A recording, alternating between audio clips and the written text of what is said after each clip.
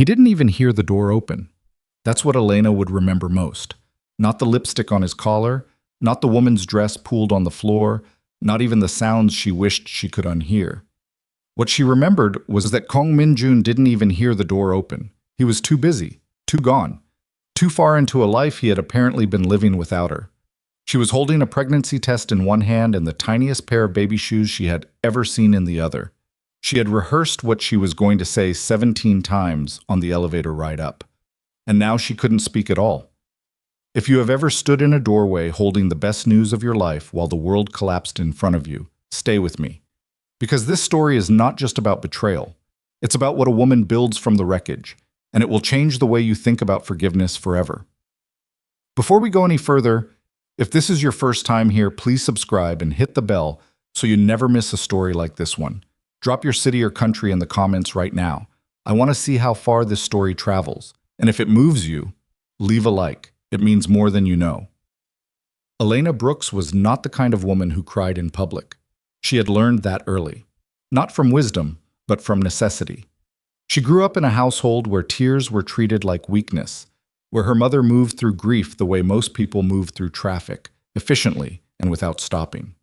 So by the time Elena was 31 years old, she had developed what her best friend Cassandra once called the composure of a woman who has already survived several things she never talks about. That composure was the thing that saved her on the night of March 14th. It was also the thing that destroyed her, quietly, in every year that followed.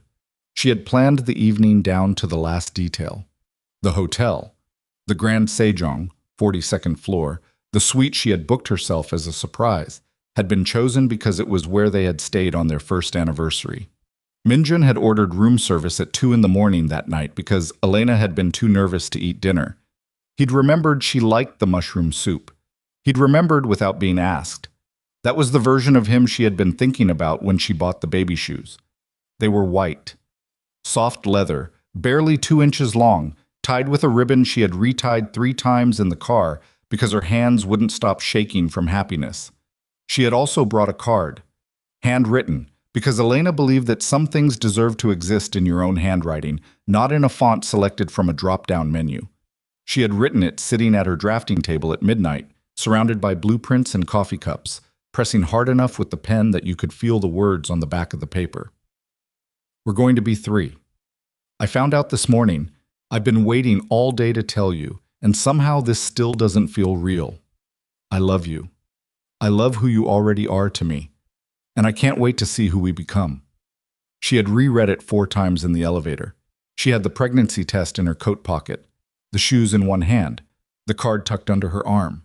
She used the key card Min-jun had left at the front desk for her, one of those small gestures he made sometimes, just enough to remind you that he had once been the most thoughtful man in any room. The door opened silently on oiled hinges, and there it was. Not a shadow of suspicion, not a half-formed doubt she had been carrying for weeks and finally found proof of. Nothing that gradual, nothing that merciful, just the full thing, sudden and total, the way a car accident is sudden and total, 0 to catastrophic in the space of a single breath. The woman was someone Elena didn't recognize. Younger.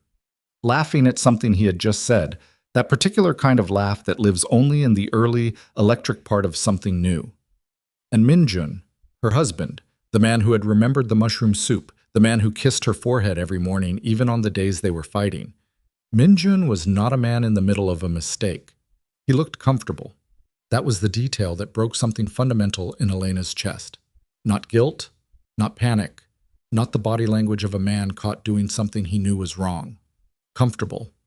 Like this room, this woman, this version of his evening was simply where he belonged. He still hadn't heard the door. Elena stood there for 4 seconds. She counted them later, the way you count strange things when your mind is trying to protect you from what your eyes are seeing. 4 seconds of absolute stillness, holding baby shoes and a pregnancy test, and a card that now felt absurd in her hands, watching her husband exist in a life that had apparently been running parallel to hers for God knows how long. Then she did something that surprised even herself. She walked in. Not dramatically, not to confront or collapse or scream. She walked in the way you walk into your own home when you have every right to be there, which she did, because she had booked the room herself and paid for it with her own card. She set the pregnancy test on the glass coffee table. She set the baby shoes next to it. She placed the card, still sealed, between them. The woman saw her first, made a sound. Minjin turned. The expression on his face in that moment was something Elena spent years trying to forget and never quite succeeded. It was not guilt in any simple form. It was the expression of a man watching an entirely separate world collide with the one he was standing in, and for just a fraction of a second, just long enough for Elena to see it and catalog it permanently. His eyes went to the baby shoes before they went to her face. He understood immediately what they were. "Elena!" She didn't answer.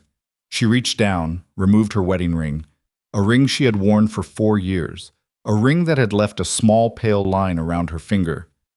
She wouldn't notice was gone until the next morning, and placed it beside the card.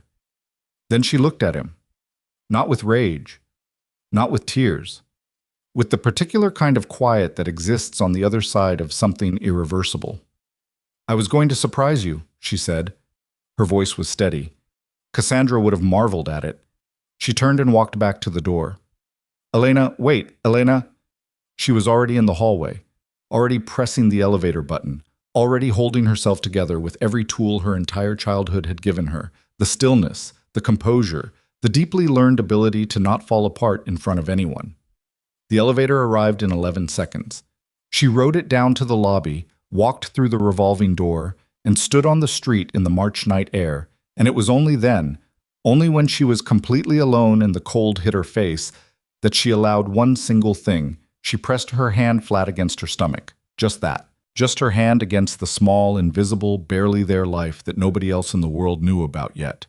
That she had been planning to share with a man who apparently had no intention of deserving it. She stood there for a long time. Then she started walking. Minjin found the baby shoes first.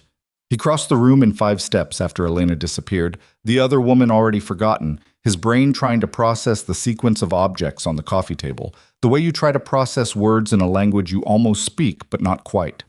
The pregnancy test, the shoes, the sealed card, the wedding ring. He picked up the card, opened it. He read it twice. Then he sat down on the floor, not the couch, the floor, and did not move for a long time. The other woman, whose name was Su Yeon, and who would later describe this night to her friends as the most uncomfortable experience of her entire adult life, gathered her things and left without saying anything. There was nothing appropriate to say. The room had become a crime scene of a particular kind, and she was smart enough to recognize that she was one of the causes. Minjun didn't watch her go. He was reading the card again. "I love who you already are to me." He was 34 years old. He ran a company that employed 6,000 people. He had been in rooms with prime ministers and sat across negotiation tables from men twice his age and never lost his composure. He had believed, in whatever part of himself he never examined closely, that he was a person of some fundamental decency. The baby shoes were 2 inches long. He called her phone at 11:47 p.m. It rang 4 times and went to voicemail, and the sound of her recorded voice was almost more than he could handle. He called again and again. He texted, the inadequacy of typing words into a screen so obvious to him in that moment that it was almost funny.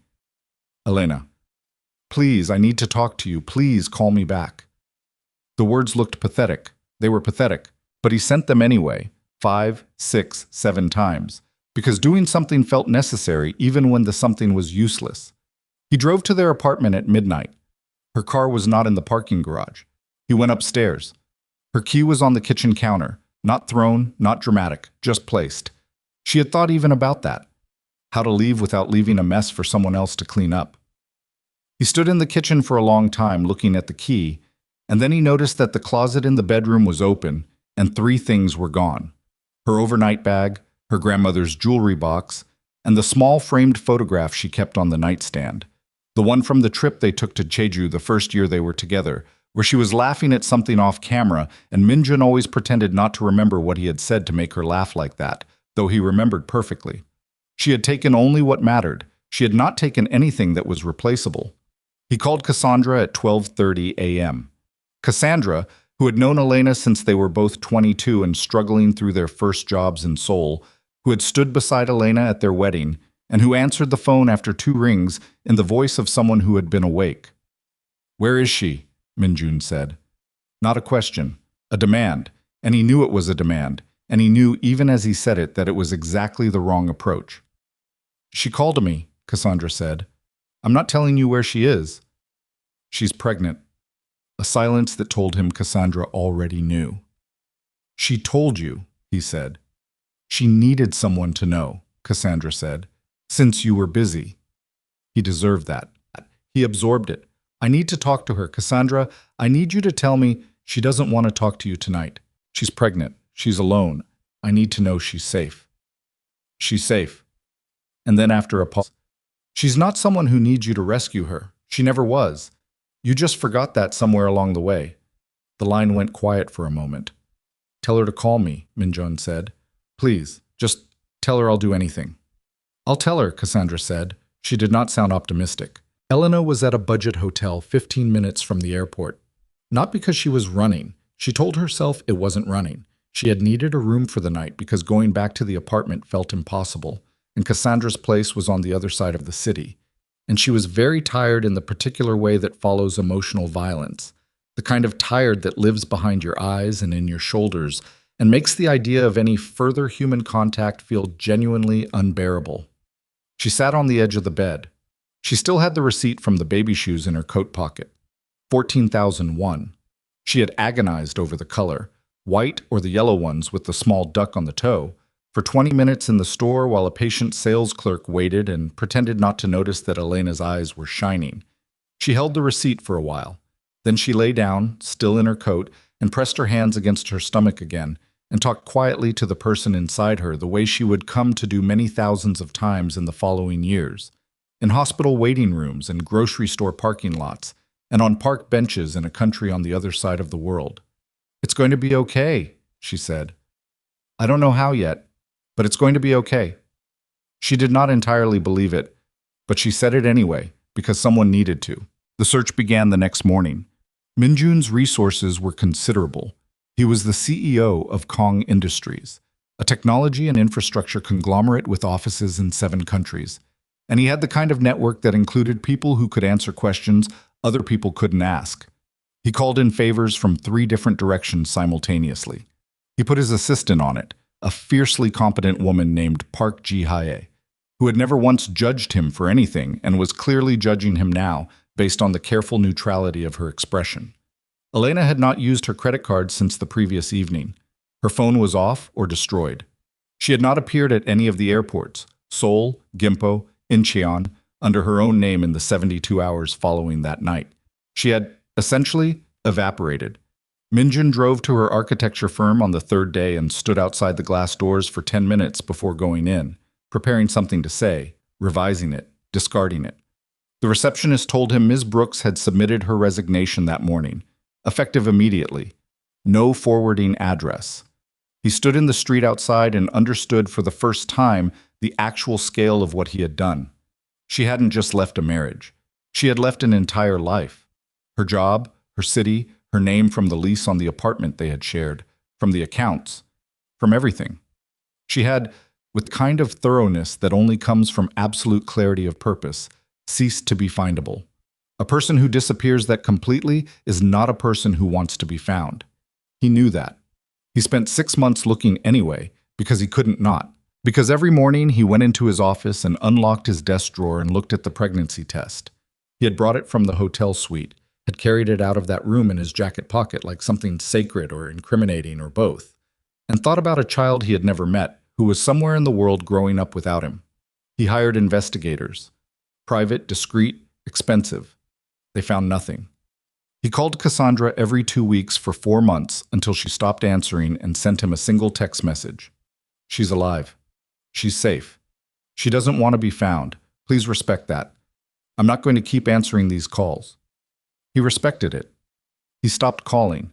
He did not stop looking at the pregnancy test in his desk drawer every morning for the next 5 years, but he stopped making Cassandra's life difficult, which was perhaps the first genuinely decent thing he managed in a very long time. Toronto received Elena the Way. Large cities receive solitary women with no history and no references and more determination than is probably safe, which is to say, indifferently and without ceremony, and with exactly as many opportunities as she was willing to make for herself. She arrived in April, 7 weeks pregnant, with a portfolio, 2 suitcases, and Cassandra's cousin's phone number, which turned out to belong to a woman named Margaret who rented Elena a 1-bedroom apartment in Parkdale without asking too many questions, which was exactly what Elena needed from a stranger at that particular point in her life. She had gone through the obvious emotions, not in any clean sequential order, because emotions rarely work that way, but the way weather works, arriving and departing and sometimes returning with no warning. Grief. Fury. The specific and shattering loneliness of being pregnant and entirely alone. A period of approximately 3 weeks during which she could not listen to any music at all because every song seemed to have been written specifically to make her feel what she was trying very hard not to feel. Then something shifted. Not healed. Shifted. Like tectonic plates, slowly and irrevocably, until the landscape above them is fundamentally different even if you can't see the mechanism that changed it. She found a small architecture firm in the distillery district looking for a contract drafter. She was overqualified. She told them she was available immediately and worked twice as hard as anyone expected her to, because working twice as hard as expected was the only way she knew to not think about everything she was not thinking about. Her pregnancy was considered high risk from the beginning because she was carrying twins, a fact the ultrasound technician delivered with the cheerful casualness of someone announcing a weather forecast, while Elena lay on the examination table trying to recalibrate everything she had thought she knew about what the next several months of her life would look like. Twins. She called Cassandra that night and they stayed on the phone for 2 hours, and Elena cried for the first time since the hotel room, not pretty crying, the kind that leaves your whole face swollen, ugly, and real and necessary. Cassandra said nothing about Minjun. She understood instinctively that his name was a door Elena needed to keep shut for a long time, possibly forever, and she honored that with the thoroughness of someone who took friendship seriously. 2, Elena kept saying. There are 2 of them. I know, Cassandra said. I don't have 2 of anything, Cassandra. I have 1 apartment and 1 set of savings and 1 job that is technically a contract position. You have 2 hands, Cassandra said, and a brain that is frankly terrifying in the best possible way. You're going to figure this out. You sound extremely confident for someone who is not the one who is pregnant with 2 human beings. That's because I get to be objective about it. Elena almost laughed. Almost. Noah and Nia arrived 11 weeks early on a Tuesday night in November in a rush of emergency protocols and medical language that Elena could hear but not quite process, her body and the bodies of her children briefly and terrifyingly beyond her control in a way that nothing in her architecture training had prepared her for. She was alone in the delivery room except for the medical staff, and she had made a specific, deliberate peace with that fact in the weeks leading up to it. And then the reality of it was different from the peace she had made, sharper and more present and more frightening than she had accounted for. Noah came first, 3.1 pounds. He did not cry right away, and the silence lasted approximately 8 seconds before the sound came, and those 8 seconds were the longest of Elena's life up to that point. Nia followed 4 minutes later, 2.8 pounds. She cried immediately, loudly, with the indignation of someone who had been disrupted without adequate notice. They were put in incubators, both of them, too small for the world they had arrived in slightly before they were meant to. Elena was allowed to touch them through the incubator portholes, 1 hand on each of her children, and she sat between them for a long time in the NICU that smelled of antiseptic and quiet machinery, with her heart so full and so broken simultaneously that she genuinely did not know how a person survived feeling 2 completely opposite things at the exact same intensity. She thought about Minjun exactly once in that room. Not with anger, just with a sadness so complete and so quiet that it didn't even feel like sadness anymore. Just a fact. Just the shape of an absence she would have to build her children's entire lives around. She looked at Noah through the incubator glass. His face so small, his brow furrowed in that particular expression she would come to know as his concentration face, the face he would make at chessboards and over homework, and eventually over a conversation with his father he didn't yet know he had. And she made him the only promise she knew how to keep. "I'm not going anywhere," she said. "I don't know how to do this yet, but I'm not going anywhere." He seemed entirely indifferent to this information. She took it as encouragement. 5 years is long enough to build something real. Elena knew this because she had done it twice. Once in Seoul, the life she left behind, and once in Toronto, the life she chose to grow from scratch. The second one was harder and sturdier, and hers in a way the first had never entirely been. She had made friends slowly, carefully, the way you make friends when you can't afford to make bad choices. She had built her own firm, 3 people at first, then 9, then 17, specializing in sustainable residential design, a specialty she had drifted into partly by accident and stayed in partly because there was something she found genuinely satisfying about designing spaces where people would actually live their actual lives. Noah, at 5, was obsessed with chess. He had learned from a neighbor's grandfather, a Ukrainian man named Vasil, who sat in the building lobby on Tuesday afternoons and would play against anyone who was willing. Noah had started watching at 3.5, standing at Vasil's elbow with the seriousness of a doctoral student, asking questions in a mixture of English and the Korean words Elena had made sure he knew. By 5, he was beating Vasil's adult grandson, a fact Vasil reported with enormous pride and zero embarrassment.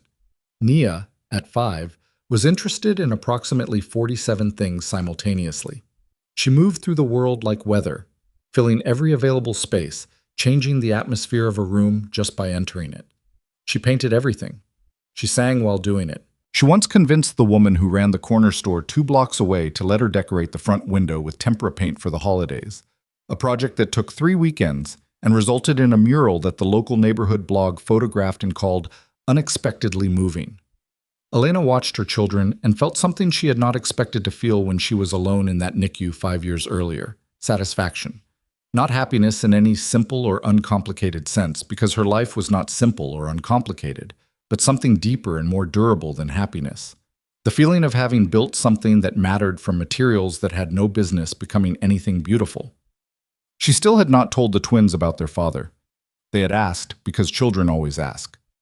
She had told them, carefully and without bitterness, and with as much truth as a 5-year-old could hold, that their father was a man who lived far away, that circumstances had been complicated in ways that were grown up and hard to explain, and that none of it had anything to do with how much they were wanted. Noah had absorbed this and returned to his chessboard. Nia had looked at her for a long, serious moment and then said, "Does he know we exist?" Elena had held very still. "Not yet," she said, which was the truest answer she had. "Okay," Nia said, and went back to her painting. Elena had sat down after they went to bed that night and been very quiet with herself for a long time, turning that conversation over the way you turn a stone over to see what lives beneath it. Not yet. She had said it like it was a plan, like there was a timeline, like she had any intention of ever making that call. She wasn't sure she did. She wasn't sure she didn't. The uncertainty was uncomfortable enough that she opened her laptop and did 3 hours of work instead, which was her preferred method of not answering difficult questions she wasn't ready to answer. The International Innovation Summit was Cassandra's idea, technically, or at least Cassandra had forwarded her the registration link with a message that said only, "Good networking. You should go. Take the kids. There's an exhibit floor they'll love." Elena had almost ignored it, then registered at midnight on a Thursday because insomnia and a decent registration fee discount. She did not think about who else might be attending. She did not think about it at all, which was perhaps why, standing near the back of a conference hall in the Metro Toronto Convention Centre on a bright morning in September, holding Nia's hand while Noah pressed his face against the glass partition that separated the audience from the keynote stage, Elena was entirely unprepared for the moment. The man on the stage stopped mid-sentence. She had not been watching the stage. She had been watching Noah, making sure he didn't push through the partition. And then Nia tugged her hand, and Elena looked up. And the man on the stage, the man who had just delivered 40 minutes of polished, fluent, clearly well-received remarks about international infrastructure investment to an audience of several hundred people, was looking directly at her. She would have recognized him from twice the distance, from 10 times the distance, from across the width of an entire life lived deliberately without him. Kong Min-jun had found her, or she had found him. Or they had simply, 5 years and an ocean later, arrived at the same room on the same morning, the way that certain things arrive, without announcement, without mercy, and with all of the force of everything that had been waiting. She didn't move.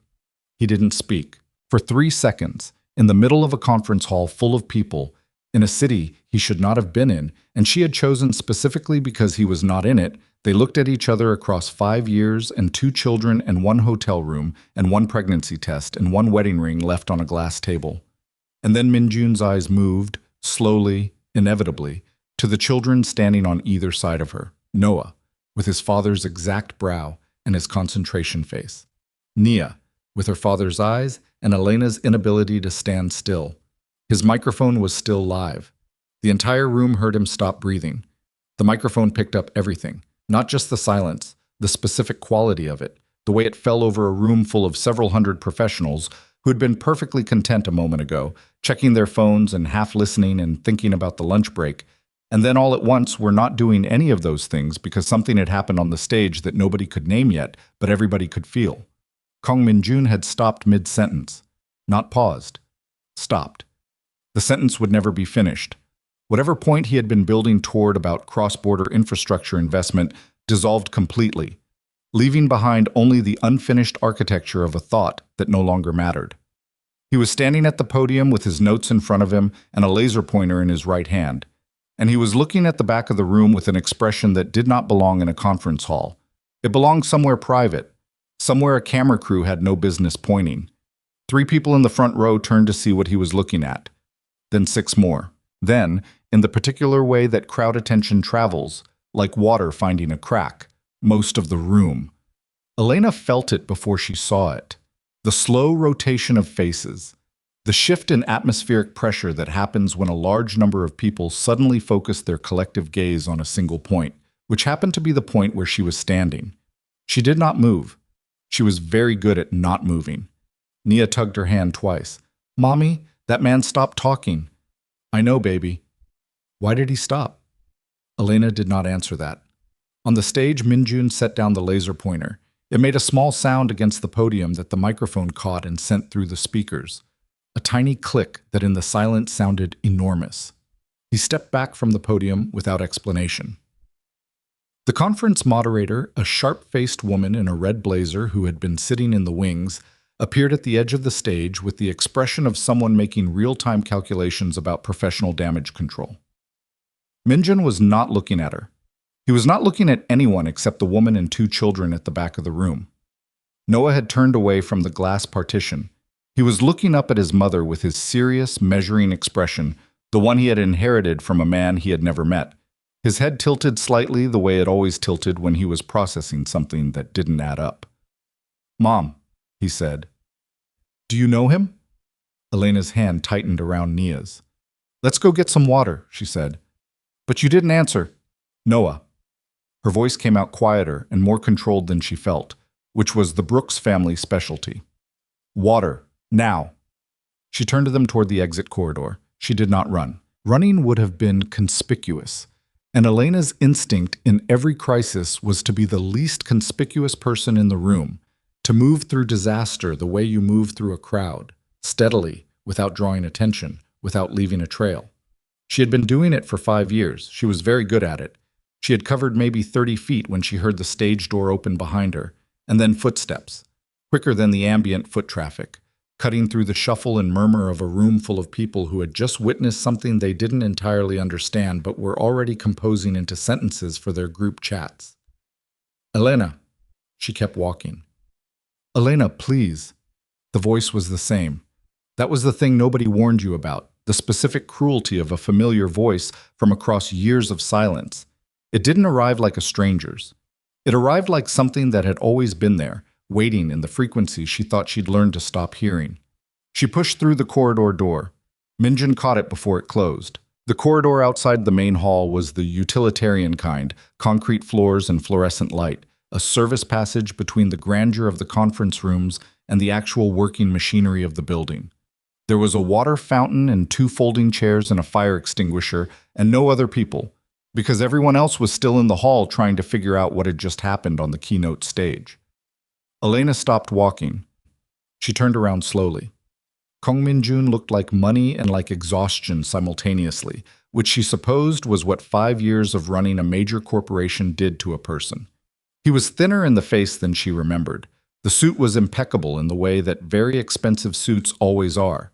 engineered to make their wearers look composed under any circumstances, though it was not entirely succeeding at that particular job right now. He had one hand pressed flat against the corridor wall, steadying himself, and he was breathing like he had run a distance that had nothing to do with the 30 feet between the stage door and where she was standing. His eyes went to the children. He looked at Noah for a long time. Noah, who had his jaw and his brow and the exact angle at which he tilted his head when he was thinking hard. Then he looked at Nia, who was looking back at him with the frank, unguarded curiosity of a child who had not yet learned that some people required more caution than others. "Hi," Nia said. Minjun made a sound that was not quite a word. "Nia," Elena said, "take your brother and go stand by that water fountain, right there, where I can see you." "But, now please." Nia grabbed Noah's sleeve and pulled him toward the fountain, though she immediately turned back to watch, because Nia had never in her 5 years on the planet done what she was told, without also doing exactly what she wanted to do simultaneously. Minjun and Elena looked at each other. 12 feet of concrete corridor between them. No table to put things on, no door to walk through, just the fluorescent hum and the distant muffled sound of the moderator's voice attempting to reconvene the keynote, and two people with 5 years of unsaid things piled so high between them that neither of them knew where to start or whether starting was even the right word for what this was. Elena spoke first because she had always been the one who spoke first. "You have 45 seconds before I take my children and walk out of this building," she said. "Use them however you want." His jaw tightened. "That's not enough time." "Then you should have started talking 6 years ago. 40 seconds. "Elena, those are my children." "They are my children," she said, and her voice was very flat and very clear, the voice of someone who had rehearsed this conversation in her own mind approximately 9,000 times, and had finally stopped rehearsing it because she'd decided it was never going to happen. "I raised them. I carried them alone, and delivered them alone, and sat in a NICU alone for 6 weeks, and I have been the only parent they have ever had. So yes, they are my children." "I didn't know." "You did know." She took one step toward him, and something in her expression made him go very still. "I left you the test. I left you the shoes. I left you a card in my own handwriting that told you exactly what was happening. You knew the night it happened. You just chose something else." The color left his face. "I know," he said. "I know. Elena, Don't." She held up one hand. "Don't give me the speech. I have been waiting for the speech for 5 years, and I don't want it in a service corridor of a convention center with my children 10 feet away." He closed his mouth. In the silence, Noah's voice drifted over from the water fountain, explaining something to Nia about the mechanics of the fountain's pressure system. Elena did not take her eyes off Minjun. "What do you want?" she asked. "I want—" He stopped, ran one hand across his face. "I want to know them. I want to know their names. I want to— their names." She said it like she was holding something up to the light to examine it. "You've been 5 feet from them for 30 seconds and you don't know their names." "That's not—" "Noah," she said, "and Naya. They're 5. Noah was born first.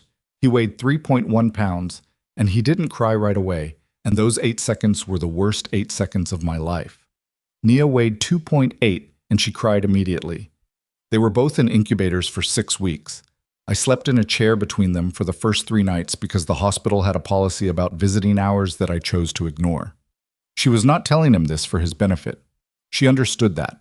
She was telling him because it was true, because it needed to exist somewhere outside of her own body, because 5 years of being the only person who carried this particular knowledge had accumulated into something that needed somewhere to go. "Elena." His voice broke in the middle of her name. "Don't," she said again. "Not here." Nia had finished examining the water fountain and was making her way back, with Noah following, and Elena watched them come and understood that the next 30 seconds were going to require something from her that she was not certain she had left. Nia stopped in front of Minjun and looked up at him with her mother's directness and her father's eyes. "You were the man on the stage," she said.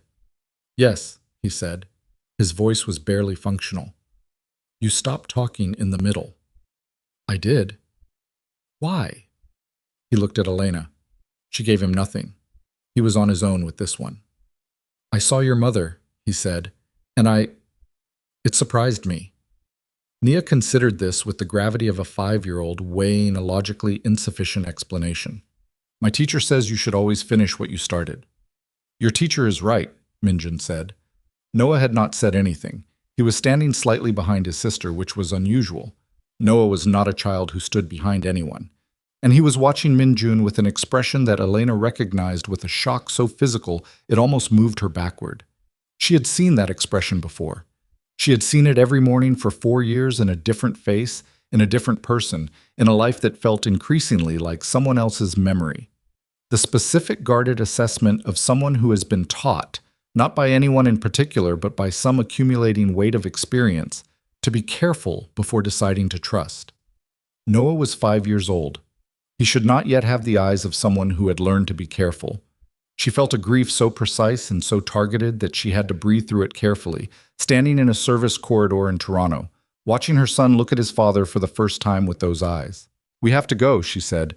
"Elena, I'm not doing this today," she said, and the steadiness in her voice cost her more than she would ever tell anyone. "This is not the place and this is not the time, and my children are standing here and I need you to let us leave." "Can I?" He stopped, recalibrated.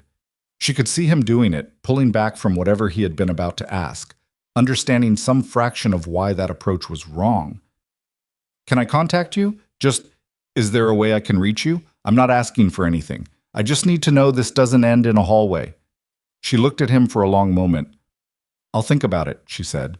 She took her children's hands and walked out. She sat in the car in the parking garage for 22 minutes before she started the engine.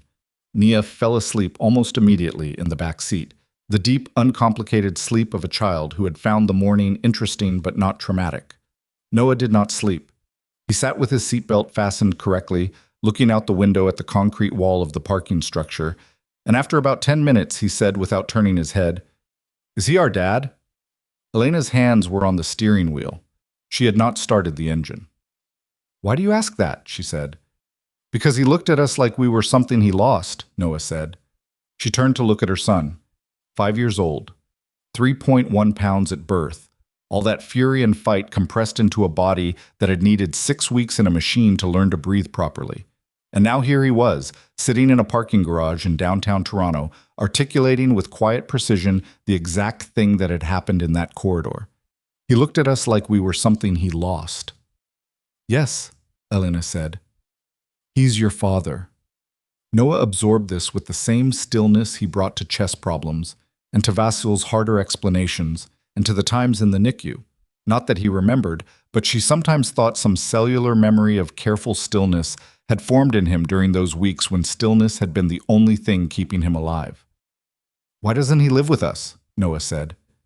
"Because," Elena said, and then stopped, because she had approximately 15 versions of this answer prepared, and none of them felt adequate for a parking garage conversation with a 5-year-old who had his father's eyes and his mother's ability to cut directly to the point of things. Because grown-ups make mistakes, and some mistakes change things in ways that can't be completely undone. "Did he make a mistake?" "Yes." "A big one?" "Yes, baby. A big one." Noah was quiet for a moment. "Can he fix it?" Elena started the engine. "I don't know yet," she said. It was the third honest answer she had given in an hour, which was more honest than she usually allowed herself to be. And she drove home with her sleeping daughter and her quietly thinking son, and the memory of Minjun's face when he looked at them for the first time, and she told herself very firmly that she was not going to cry in the car. She cried a little in the car. The first letter arrived 4 days later. She almost didn't open it. She stood in the lobby of her building with the envelope in her hand. Real envelope, cream-colored, her name handwritten, not printed, and had a full 30 seconds of very serious internal debate about whether engaging with any of this was a mistake she could not afford. She brought it upstairs. She set it on the kitchen table. She made coffee, which she didn't drink. She stood at the window and looked at the street for a while. Then she left it on the table and went to work. The second letter arrived the next day. She put it on top of the first one. The third arrived with a small package. She could tell from the shape. And she put the whole thing on top of the growing stack and went to her daughter's art class parent volunteer session, where she spent 2 hours helping 7 5-year-olds with watercolors and felt, intermittently and without warning, completely insane. Cassandra called that evening. "He found you," Cassandra said. Not a question. "Summit," Elena said. "Oh no." "He was the keynote speaker." A pause. "Of course he was." "He stopped talking in the middle, in front of hundreds of people. He just stopped." "How did the kids react?" "Nia told him his teacher would be disappointed. Noah figured out who he was in a parking garage." "Noah." Cassandra made a soft sound. "That child is going to be terrifying when he's an adult." "I know." "What are you going to do?" Elena looked at the stack of letters on her kitchen table. "I don't know." "You need to decide soon," Cassandra said, "because not deciding is also a decision, and Noah is the kind of kid who's going to make his own ones if you don't." She knew that was true. She had known it for about 2 years, the age at which Noah had begun occasionally asking questions she didn't have good answers to, and the age at which she had understood that her children's relationship with the truth of their own history was going to eventually stop being something she could manage by omission. "He sent letters," Elena said. "I haven't opened them." "How many?" 3. Elena.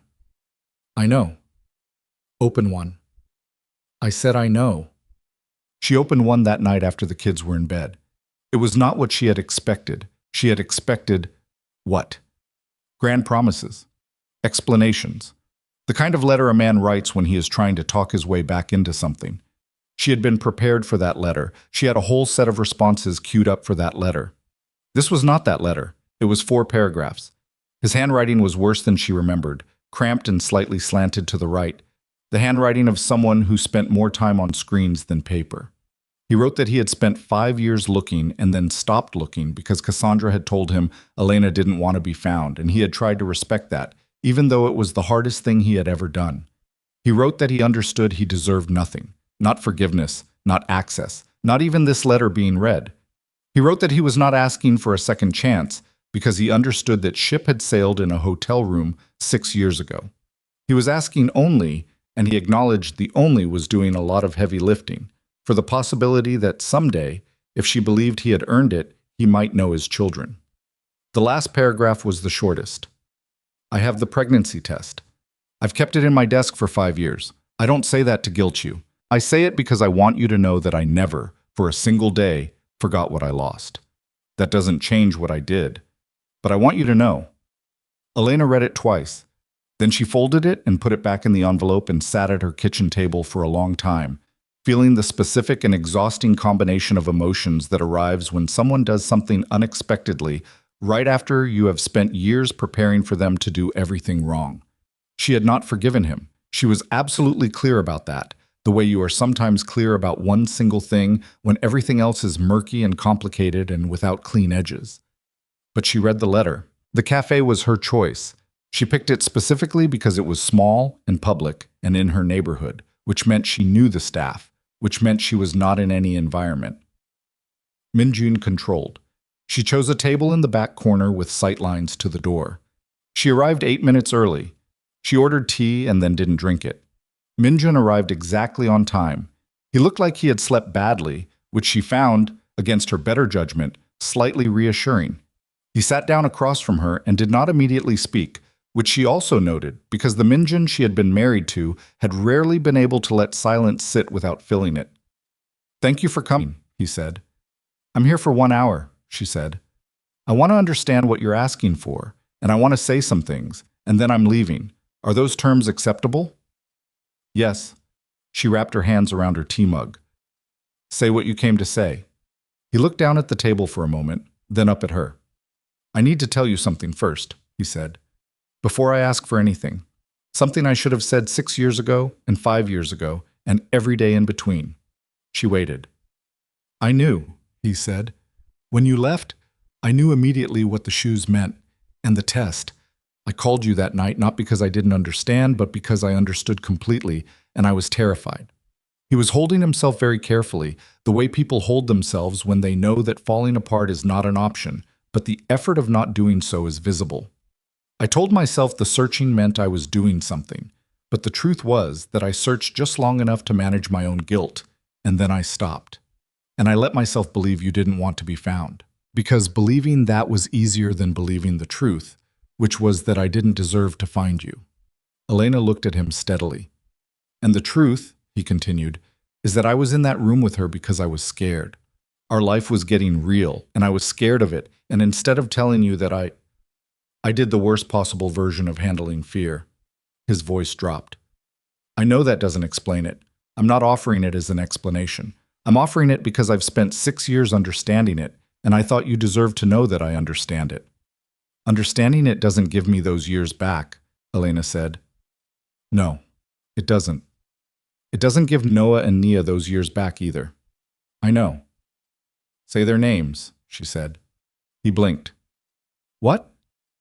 You've been talking about them for 10 minutes without saying their names. Say their names. A brief silence. Noah and Nia. They have your jaw, she said. Both of them. Nia has your eyes. Noah has the way you look when you're thinking. He does that thing with his head. Something crossed Minjin's face that she could not entirely categorize. I have a photograph, she said, and she took out her phone and she turned it toward him. It was from Nia's birthday the previous spring. Both children sitting on the floor surrounded by wrapping paper, Nia mid-laugh, Noah holding a new chess set with the expression of someone who has received exactly what they wanted but is too cool at 5 years old to show it completely. Elena had taken it from above, standing on a chair, and the light from the window came in at an angle that made everything look like something worth keeping. Minjun looked at the photograph for a long time. His jaw worked. He pressed his lips together. I was doing what she had done in the parking garage, the specific practice containment of emotion in a public space, and she recognized it so precisely that something in her chest moved sideways in a way she hadn't anticipated. He looks like your father, she said quietly. Minjun made a sound she had never heard from him before. She put the phone away.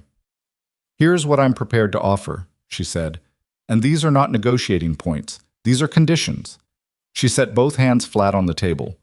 You do not come to my home without an invitation. You do not contact my children directly. You do not make promises to them that you do not intend to keep because they have already spent 5 years missing a person they didn't know was missing, and I will not allow anyone to set them up for more of that. If you want to be in their lives, you earn it, slowly, consistently, and by showing up for ordinary things, not birthdays, not Christmas, Tuesday afternoons, chess games, art projects, the boring parts, because that is what parenting actually is. Minjun was listening with an attention she recognized from the man she had fallen in love with, the man who had gone away somewhere around the 2nd year of their marriage, and she had spent the 3rd year trying to locate. If you disappear again, she said, you are done. No second chances, no explanations, done. I won't disappear, he said. That's exactly what someone who was going to disappear would say. Elena, I know. She picked up her tea, drank some of it, set it back down. I'm not saying I don't believe you. I'm saying that beliefs require evidence and evidence requires time, so we start with time. He nodded slowly. One more thing, she said, and I need you to hear this clearly. I'm listening. I forgave you. She said it simply, without drama, without softening. I want you to know that. Not for you. I'm not offering it as a gift or a reward. I forgave you for myself because carrying that weight around Toronto for 5 years while raising premature twins and building a business was taking up space I needed for other things. She looked at him. But forgiveness is not restoration. It doesn't mean the thing that broke gets put back together. It means I stopped bleeding. That's all it means. Minjun was very quiet. Do you understand the difference? She said. Yes, he said. And from the way he said it, no argument, no attempt to reframe, no instinct to push for more than what she was offering. She believed that he did. She stood up. I'll have my assistant contact yours, she said. We'll arrange something, supervised, at a public location. 1 hour. She picked up her bag. Elena. His voice stopped her at the edge of the table. She turned. His hands were flat on the table, the way hers had been, and he was looking at her with something she recognized from 6 years ago and had not seen since, the expression of a man who knows he is asking for more than he has any right to. Thank you for the photograph. She looked at him for a moment. They're good kids, she said. They're extraordinary, actually. They didn't get that from their circumstances. They made it themselves. She paused. Don't waste it. She left. Outside on the sidewalk, the September air was sharp and clean and honest, and she stood in it for a moment with her face turned up toward the sky and thought about what Cassandra had told her when she was 24 and moving to Seoul, and terrified. The bravest thing you ever do will also be the hardest thing. That's how you know it's the right one.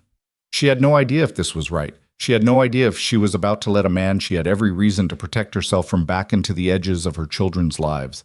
A man who had demonstrated his capacity for catastrophic failure in one specific and irreversible way. And whether the fact that he had spent 6 years appearing to genuinely reckon with that failure was sufficient evidence that history would not repeat. She had no idea. But she had also looked at her son in a parking garage and heard him say, "He looked at us like we were something he lost." And she understood that Noah was already carrying this, already metabolizing it in that quiet, careful way of his, and that the question was not whether Minjun would be in their story, but only whether she would be the one who chose the shape of it. She started walking home. Her phone buzzed. A text from Noah's school. A reminder about the science fair next Friday, parents welcome to attend. She texted back. Confirmed, both parents will try to attend.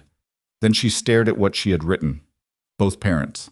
She hit send before she could change her mind, because some decisions are made not in the big dramatic moments, but in the small, irreversible ones, in parking garages and coffee shops, and on sidewalks in September air, in a text message to an elementary school about a science fair. And those are the ones that cannot be undone once the send button is pressed, and the undoing is not always what you would have wanted.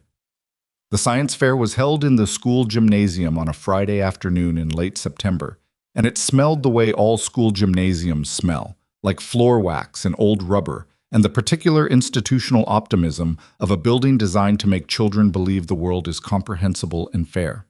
Minjun arrived 7 minutes early. Elena noticed because she had been watching the door since she arrived 10 minutes before that, standing beside Noah's display board about chess strategy and probability. The boy had chosen to make his science fair project a mathematical analysis of opening moves, which the teacher had accepted with the kind of bewildered admiration reserved for children who are operating on a different frequency than the rest of the class. She had not told Noah that his father was coming. She had told herself it was because there wasn't a right way to prepare a 5-year-old for something like this, that the conversation required more setup than a Friday morning before school allowed. But the truth, which she examined briefly and then set aside, was that she had been afraid. Not of Minjun specifically, afraid of the look on Noah's face if Minjun didn't show up, afraid of what that look would cost her son and what it would cost her to watch it. Minjun showed up. He was not in a suit, which she noticed. I was wearing dark slacks and a simple dark jacket, the kind of thing a person wears when they are trying to look like a person rather than a CEO, and he had clearly put thought into that distinction. He stood in the gymnasium doorway for a moment, scanning the room with an expression she recognized from the corridor of the convention center. That particular combination of hope and fear that belongs to people who understand they are on very thin ice and are trying not to move too quickly. He found Elena first. She gave him a small nod toward Noah's table. He made his way across the gymnasium. Noah was in the middle of explaining his project to a classmate's mother, who was nodding with the slightly glazed expression of someone who had not expected to encounter statistical analysis at a children's science fair. He looked up when Minjun stopped at the edge of his table, and the conversation with the classmate's mother simply stopped. The way conversations stop when a child's attention is suddenly and completely elsewhere. Minjun crouched down so he was at Noah's level. This was the right instinct, and Elena watching from 3 tables away while helping Nia fix a loose piece of her own display. A wildly ambitious project about color theory that involved approximately 40 paint chips and a handmade color wheel. Noted it the way she noted everything Minjun did now, cataloging it with the careful attention of someone who was building a case, though she was not yet sure which direction the verdict would go. "I heard about this project," Minjun said. "Your mom told me it was about chess." Noah looked at him for a long moment. "She told you about my project?" "She did. I play chess." Noah's expression shifted slightly. Not warmth, not yet, but interest, the involuntary interest of a strategist encountering a potential opponent. "How well?" "Probably not as well as you," Minjun said. "I haven't played seriously in years." "Why not?" A pause. "I got busy with things that turned out to be less important than I thought they were." Noah considered this with the gravity it deserved. Then he said, Do you want to see the probability matrix? Very much, Minjun said. Elena turned back to Nia's color wheel. Her hands were not entirely steady. Nia found Minjun 40 minutes later, at the point in the afternoon when the gym was thinning out and the teachers were beginning to dismantle display tables with the cheerful efficiency of people who had been on their feet since 7 a.m. She found him the way Nia found most things, directly, without announcement, by simply appearing at his elbow and stating her business. I know who you are, she said. Minjun turned from where he had been helping Noah carefully roll up the probability matrix poster. Do you? You're our dad.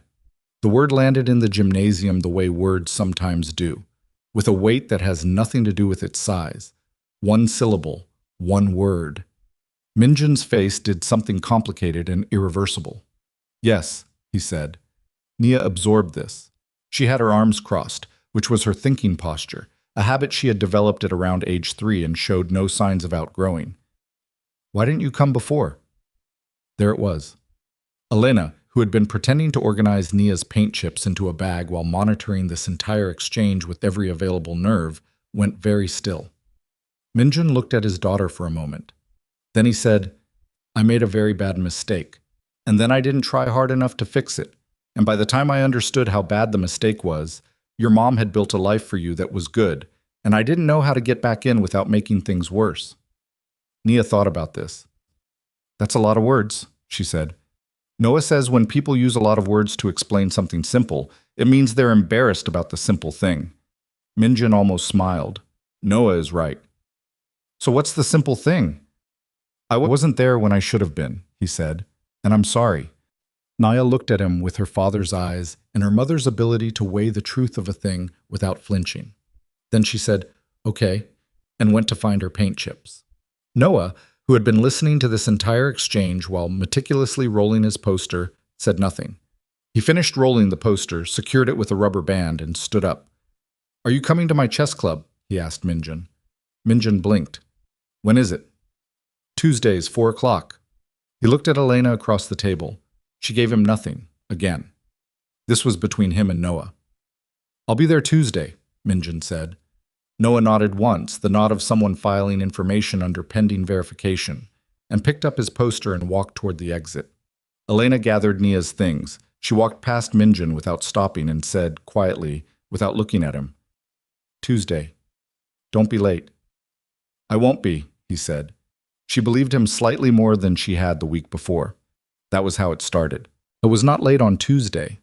He was not late the Tuesday after that, or the one after that, or any of the 11 Tuesdays that followed through October and November, while the Toronto weather turned serious, and the chess club met in an overheated room in the school's east wing with 8 children and a retired teacher named Mr. Okonkwo, who had opinions about the Sicilian defense that he shared freely and at length. Minjun sat in the parent chairs along the wall. He brought coffee for Elena the second Tuesday, without asking, because he had apparently remembered how she took it, which she found irritating in a way she chose not to examine. He didn't try to talk to Noah during the sessions. He watched. He asked questions afterward, walking to the car. Not questions about Noah's performance, but questions about the game itself, about Mr. Okonkwo's teaching approach, about which openings Noah preferred. The questions of someone who is trying to understand a person, not evaluate them. Noah began answering the questions in more than one sentence around the 4th Tuesday. By the 6th Tuesday, Noah was correcting Minjun's chess terminology, which Minjun received with the gratitude of someone who understood that being corrected by a 5-year-old on a subject the 5-year-old cared about was a form of trust. Elena watched all of this from a careful distance. She also watched herself watching it, which was the part she found most unsettling, the way her own vigilance was slowly, incrementally, being worn down not by grand gestures, but by the precise accumulation of small ones. Minjun showing up. Minjun asking the right questions. Minjun sitting in a parent chair in an overheated room every Tuesday afternoon when he could have been in a boardroom in Seoul or Singapore, which she knew from the news cycle, because Kong Industries was apparently in the middle of a significant international expansion and his absence from several key meetings had been noted in the financial press. He was choosing chess club. She wasn't sure what to do with that. The call came on a Wednesday in late November. Elena was at her drafting table at 11 p.m. when her phone lit up with a number she didn't recognize, a Korean number, which narrowed the possibilities considerably. She almost didn't answer. She answered on the fourth ring because something in the back of her mind said, the kind of person who calls a private number at 11 p.m. from overseas is either very wrong or very important. Ms. Brooks. The voice was a woman's, older, precise in the particular way of someone who had spent decades making sure her voice conveyed exactly as much as she intended and nothing more. I apologize for the hour. I believe you know who I am. Elena set down her pencil. I know who you are, she said. Kong Soo-jin, Min-jun's mother. Elena had met her exactly 4 times during the marriage. Twice at formal family dinners, once at a company event, once when Soo-jin had come to their apartment for reasons Elena had never entirely understood, and which Min-jun had been vaguely apologetic about afterward without explaining why. Soo-jin was the kind of woman who filled rooms without appearing to try, who managed the social register of an old soul family with the same precision she applied to everything else, and who had looked at Elena throughout their entire acquaintance with an expression of polite assessment that never quite resolved into warmth. I think we should meet, Soo-jin said. Why? A pause. Because there are things you don't know, things that are relevant to decisions you are currently making, and because I prefer to say them directly rather than have them surface through other channels. Elena was quiet for a moment. I'm listening, she said. Say them now. Another pause, longer this time, the pause of someone recalibrating. Not on the phone, Soo-jin said. In person. I can be in Toronto by the end of the week. They met at a hotel restaurant in Yorkville, Soo-jin's choice, which Elena accepted because the location told her something. Soo-jin had chosen a place that was elegant and public and not in Elena's neighborhood, which meant she wanted control of the environment without wanting the intimacy of a cafe. This was a woman making a formal move, not a personal one. Soo-jin looked exactly as Elena remembered her. She was 63 years old and carried it with the kind of intentional grace that comes from decades of deciding exactly how you wish to be perceived and then engineering every detail toward that end. Her hair was silver now, which it hadn't been 6 years ago. It suited her in a way that felt deliberate. She was already seated when Elena arrived. She had ordered tea. There were 2 cups. Elena sat. For a moment, neither of them spoke. Thank you for coming, Soo-jin said. You said there were things I don't know, Elena said. Start there. Soo-jin's expression didn't shift. She lifted her teacup, took a measured sip, set it back down in its saucer with the precision of someone for whom every gesture was intentional. 4 years ago, she said, I found you. The restaurant continued around them, silverware and low conversation and the soft ambient noise of a room full of people having ordinary evenings, while Elena processed what had just been said. 4 years ago, Elena repeated, my people located you approximately 14 months after you left Seoul, Toronto, Parkdale. Your firm. Soo-jin's voice was flat and informational, the voice of a woman delivering a report. I had your address, your phone number, the name of your doctor. A pause. I knew about the children. Elena set down her teacup. You knew, she said. Yes. You knew I was in Toronto with Min-jun's children, and you didn't tell him. No. The words sat between them like something solid. Elena looked at this woman for a long moment. She was calculating something. She could feel herself doing it, the arithmetic of this information against the 5 years she had spent, the 6 weeks in the NICU, the 1-bedroom apartment in Parkdale, the night she had sat between 2 incubators and spoken quietly to 2 children who couldn't yet hear her properly. She was doing that math, and the answer was arriving slowly, with the particular weight of things that cannot be undone. Why? She said. Soo-jin set her cup down. Because Min-jun's marriage to you was already damaged beyond what I believed was repairable. Because a scandal involving an illegitimate pregnancy and a wife who had fled the country would have been catastrophic for the company at a moment when we were in the middle of a critical merger. Because... She stopped. And for the first time, something in her composure moved. Not broke. Shifted. Like the plates Elena had thought about on the street outside the cafe. Because I made a calculation. I calculated that the company, the family name, and Minjun's future were better served by allowing the situation to remain as it was. You calculated, Elena said, that my children didn't need to know their father. I calculated that you calculated that 2 premature infants in an incubator were a disruption to a merger. Sujin's jaw tightened. I understand how that sounds. Do you? Elena's voice had gone somewhere very quiet and very flat, which was the most dangerous register she owned. I want to be specific about something. Noah didn't breathe on his own for 8 seconds after he was born. 8 seconds. I counted them. I was alone in that room, and I counted 8 seconds of silence while I waited to find out if my son was going to survive. And you knew. You knew where I was, and you didn't tell him because of a merger. Sujin said nothing. And Nia. Elena's voice remained level with an effort that was costing her something significant.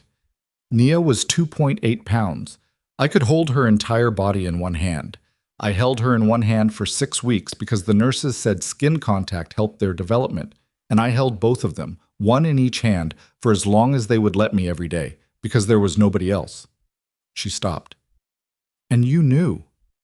I also, Sujin began. I'm not finished. It came out sharp enough that the couple at the nearest table glanced over. Elena didn't look at them. After I located you, Sujin said, when Elena gave her the space to continue, and her voice had lost some of its precision now, had become something slightly less controlled. I also contacted you, directly. You may not have known it was me.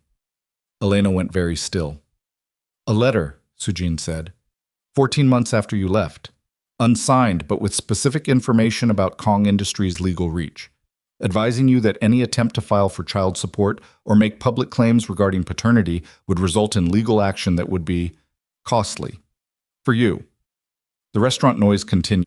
Silverware and conversation and ordinary life. Elena understood now why the meeting was in Yorkville and not in her neighborhood.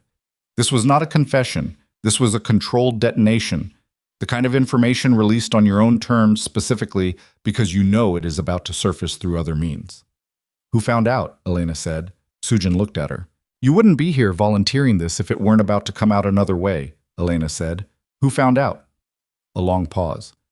Minjun hired an investigator, not to find you, he'd stopped that years ago, to review certain decisions made during my tenure managing the company's family affairs. There were irregularities in some communications. He found the record of the payment to the investigator I used to locate you. She paused. He does not yet know the full scope, but he will. Within days. Elena pushed her teacup aside. She stood up. Ms. Brooks, Sujin began. Why are you telling me this? Elena said. Before he finds out, why tell me first? Sujin looked up at her with the eyes of a woman who had made many calculations in her life and was now sitting in the wreckage of one of them, trying to decide how much of herself she was willing to show to the woman she had harmed most. Because, she said, that I wanted the chance to tell you that what I did was not done with cruelty. It was done with the kind of cold pragmatism I have since come to understand was a form of cruelty regardless of intent, and because I believed you deserved to hear that from me before you heard the rest from my son. Elena looked at her for a long moment. You threatened me, she said. I got that letter when Nia had just learned to sit up on her own. I didn't know who sent it. I assumed it was Minjun. She paused. I assumed for 4 years that he knew where I was and had chosen to threaten me into silence rather than know his children. Something crossed Sujin's face. You didn't know that, Elena said. Not a question. You didn't know I thought it was him. Sujin said nothing. I made every decision in the last 4 years, Elena said, including the decision about how much to tell the children about their father, with that assumption. That he knew and had decided the company mattered more. Her voice was very controlled. And it was you. She picked up her bag. I'm going to need you to tell him, Elena said. Everything. Before his investigator finds the incomplete version. He deserves to hear it from you, not from a paper trail. I intend to, Sujin said. Today, Elena said. Not when you're ready. Today. She left without looking back, which was becoming her signature. She drove home without remembering most of the drive, which was dangerous and she knew it and couldn't entirely help it because her mind was doing something she had very little control over. It was rebuilding the last 4 years on a different foundation, replacing one assumption with another, watching the whole structure shift into a shape she hadn't expected and wasn't prepared for. She had thought he knew. She had built her entire framework of controlled, careful, arm's-length co-parenting on the assumption that Minjun had known where she was and had chosen corporate reputation over his children. She had forgiven him for the affair. She had been working on forgiving him for the silence. But she had never, not for a single day in 4 years, forgiven him for the letter. For what she had believed was his deliberate choice to keep her afraid and isolated and legally threatened while his children grew up without him. And it had been his mother. She sat in her car in her parking garage and pressed her palms flat against the steering wheel and breathed. She thought about Noah at the science fair, asking Minjun if he played chess. She thought about Nia saying okay with the simplicity of a child who hadn't yet learned that some things were too complicated for one syllable. She thought about 11 Tuesdays in a row and coffee she hadn't asked for, and a man sitting in a parent chair in an overheated room because he was trying to earn something he understood he might never fully be given. She thought about the letter. Anonymous. Threatening. Arriving when Nia had just learned to sit up. She had been afraid for 4 years of a thing that wasn't real. The anger that arrived then was not the clean, manageable grief anger she had carried since the hotel room. This was different, larger and less organized, and directed not at Minjun, but at a woman who had done her calculations and found Elena and her children to be an acceptable variable, a solvable problem, a liability to be managed. It arrived with the force of 4 years of unnecessary fear, of legal threats. She had spent weeks losing sleep over, of every conversation she had half had with her children about their father, carefully worded around the assumption that he had chosen to be absent. She sat in the parking garage for a long time. Then she went upstairs and checked on her children, both asleep, Nia with her arm flung over her face in the dramatic posture she always adopted in sleep, Noah on his back, with his hands folded on his chest like a small, serious medieval knight. She stood between their beds for a moment in the dark. Then she went to the kitchen and texted Minjun. "Your mother has something to tell you. Make sure she tells you tonight. All of it." His response came in 4 minutes. "What's happening?" She typed, "Call me after you talk to her, not before." Then she put her phone face down on the counter and did not look at it for 2 hours, during which she made tea. She didn't drink and stared at her drafting table and thought about the specific cruelty of learning that the worst thing you believed about someone wasn't true, and understanding that the relief of that knowledge and the rage at its source were going to have to exist simultaneously for a very long time before either of them resolved into something she could work with. Her phone lit up at 1:47 a.m. Minjun's name. She picked it up. She could hear it before he said a word. The specific quality of a person who has been crying and is now on the other side of it, in that hollow, scraped-out place where the voice goes flat and his voice was wrecked. That was the first thing she noticed. Not what he said, but the texture of his voice when he said it. The specific acoustic quality of a person who has been taken apart and is now speaking from somewhere underneath the rubble of themselves. She had heard Minjun Kong angry and composed and charming and desperate, but she had never heard him sound like this, like something structural had given way. "She told me," he said. Elena waited. All of it. A pause that had breathing in it, unsteady breathing, the kind you do when you are working very hard to stay functional. The investigator, the letter, She knew where you were. She knew about Noah and Nia. For 4 years He stopped. "I know," Elena said. Elena. Her name in his mouth sounded like it cost him something. "I need you to know that I never would have. I know that now," she said. "I didn't know it before tonight." Another silence. She could hear him understanding what she had just said, processing the full weight of it. That she had spent 4 years believing something about him that was not true. That every calculation she had made, every careful boundary, every guarded interaction, all of it had been built on a foundation that his mother had engineered. "How long?" he said. "How long did you think I knew?" "Since Nia was 4 months old," she said. "The letter arrived. I assumed it was you. I assumed you'd found us and decided—" She stopped. "It doesn't matter what I assumed. It matters to me." "Minjun." She pressed her fingers against her forehead. "Not tonight. We can talk about what it means when we've both slept and it's not 2 in the morning. I'm going to make a public statement, he said, about what she did. I'm not going to let this stay private. Elena went still. What kind of statement? A full one. What she did, the letter, the concealment, all of it. She used company resources. She used the family name. People need to know that those decisions were hers, not mine. That will destroy her publicly.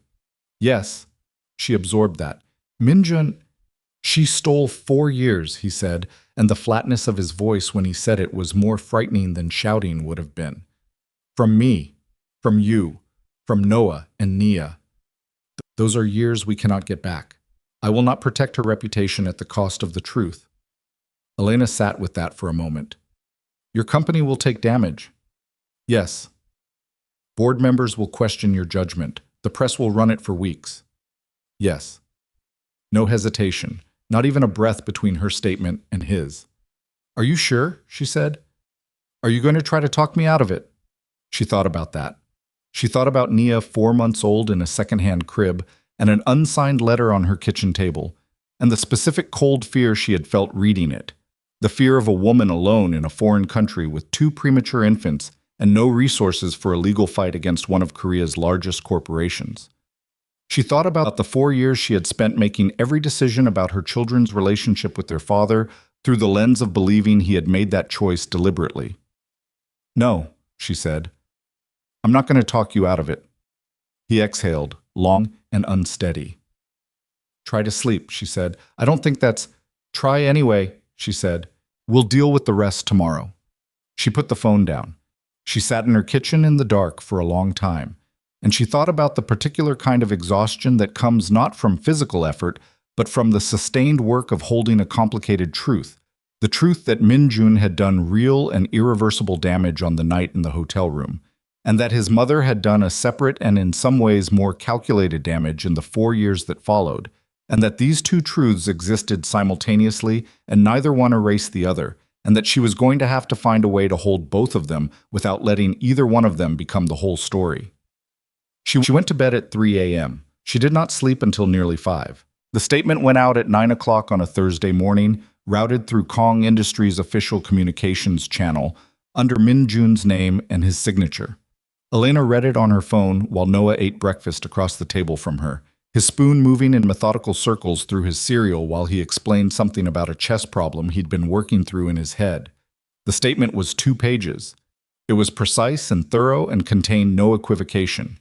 It detailed Kong Soo-jin's use of private investigators to locate Elena Brooks, the subsequent concealment of that information from Minjun, and the sending of a legal threat letter designed to prevent Elena from making contact or pursuing paternity claims.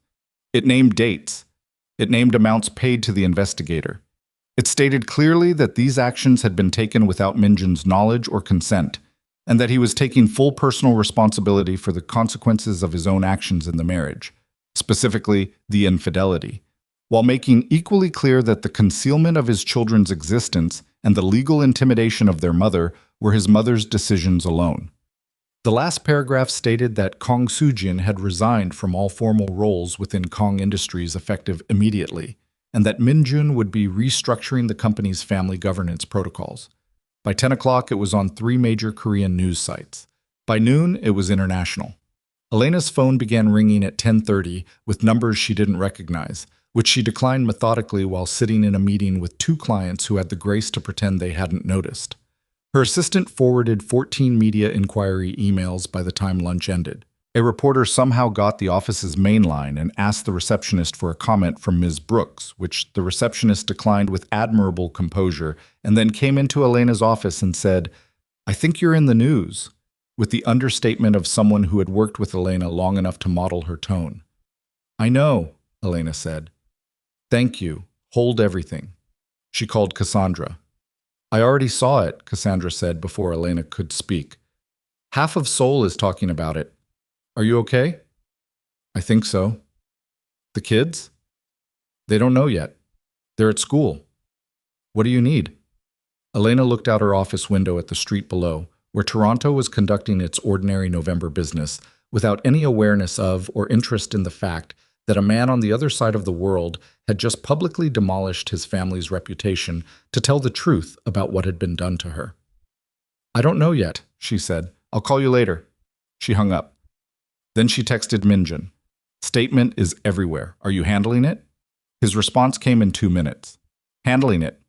Board meeting in an hour. Can we talk tonight?" She typed, "Yes," after the kids are in bed. She put her phone in her desk drawer and tried to work. The board meeting lasted 4 hours.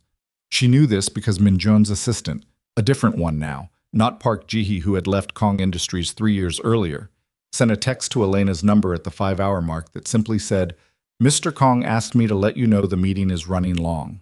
He will call when it concludes. He apologizes for the delay." It was a formal and slightly stilted message from someone who clearly had no context for why they were sending it, and Elena appreciated that Minjun had thought to let her know anyway. She was sitting at her kitchen table helping Nia with a drawing project when the message arrived. Noah was at his chessboard on the living room floor, working through something in silence. The apartment was warm and smelled of the soup she'd made earlier, and the normalcy of the evening was so complete and so fragile that she held her phone under the table while she read the message, not wanting the children to see her face while she was processing it. "Mommy," Nia said, "you stopped helping." "Sorry, Bug."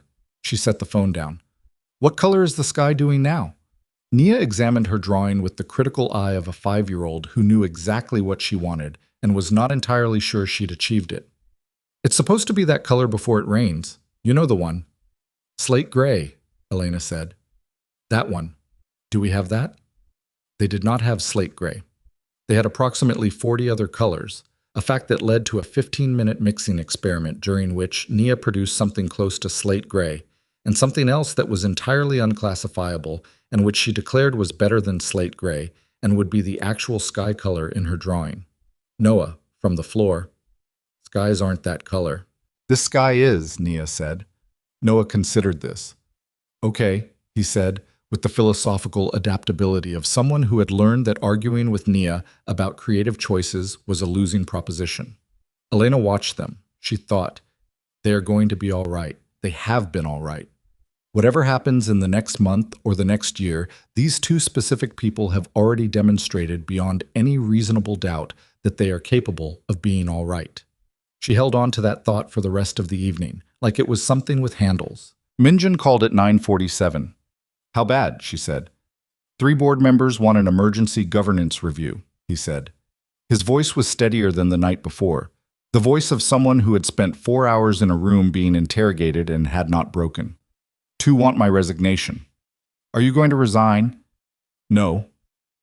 "Good." A brief silence. "You think I should stay?" "I think you built that company," she said. "I think what your mother did was done under your name without your consent, and walking away from it lets her action define your legacy instead of your response to it. I think the people calling for your resignation are doing it because it's easier than acknowledging that one woman with significant power made a specific decision and her son is the one paying for it." She paused. "But I'm not a board member. What do you think?" "I think the same thing," he said. "I just needed to hear it from someone who isn't being paid to tell me what I want to hear." "I'm definitely not that." "No." Almost something like warmth in his voice. "Almost." "How are the kids?" "Fine." Nia invented a new color. Noah is philosophically adapting to it. He made a sound that was closer to a laugh than she expected. "Can I—" He stopped, recalibrated. "There's a reporter at my hotel. Yonsei graduate, apparently, thinks he knows me from somewhere. He wants a statement from you. From Elena Brooks, personally." "Absolutely not." I told him that. "Tell him again." "I did." He's persistent. "They all are for about a week, and then they find something else," she said. "Hold the line and it passes." "Elena." A shift in his tone, the steadiness replaced by something rawer. "I need to say something, and I need you to let me say the whole thing before you respond." She waited. "I know that what I did 6 years ago is the original fault," he said. "I am not trying to replace that with what my mother did or make one cancel the other out. They're separate things and they both happened, and I own the first one completely. But knowing that you spent 4 years believing I'd threatened you." He stopped. She could hear him working to keep his voice functional. "It changes what I understand about the last 4 months. about what you were carrying when you agreed to the science fair, about what you were carrying every Tuesday when you sat in that parent chair and watched me sit in the one next to you. You thought I'd threatened you, and you let me come anyway, because of Noah and Nia, and I don't— He stopped again. I don't have a word for what that cost you or what it tells me about who you are. Elena pressed her back against the kitchen counter. Her throat was doing something inconvenient. You don't need to say anything, he said. I just needed you to know that I understand what you did, and that I'm not going to waste it. She breathed.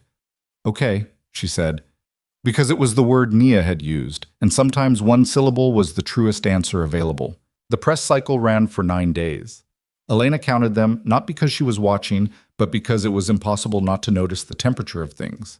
The way her office email changed and then returned to normal. The way the story migrated from front page to page 3 to a footnote in a weekend roundup about corporate governance. She gave no statements. She declined all interview requests through her assistant with a form response that was polite and immovable. She instructed Cassandra, who had received 3 requests herself, to do the same. On the 6th day, a tabloid ran a photograph of Elena and Minjun taken outside the cafe in September, 2 people at a small table with coffee cups between them, which proved that someone had been watching that meeting and which made Elena feel a specific and unpleasant chill that lasted most of the morning. The photograph was accompanied by a headline that was simultaneously inaccurate and technically not false, which was the tabloid's specialty. She texted Minjun, cafe photo. Are you seeing this? His response? Yes. I'm sorry. My security failed. It won't happen again. She looked at that last sentence for a moment. My security. She was living in a city on the other side of the world from his life and his resources and his security infrastructure, and the idea that she was now a variable in that infrastructure was disorienting in a way she hadn't anticipated.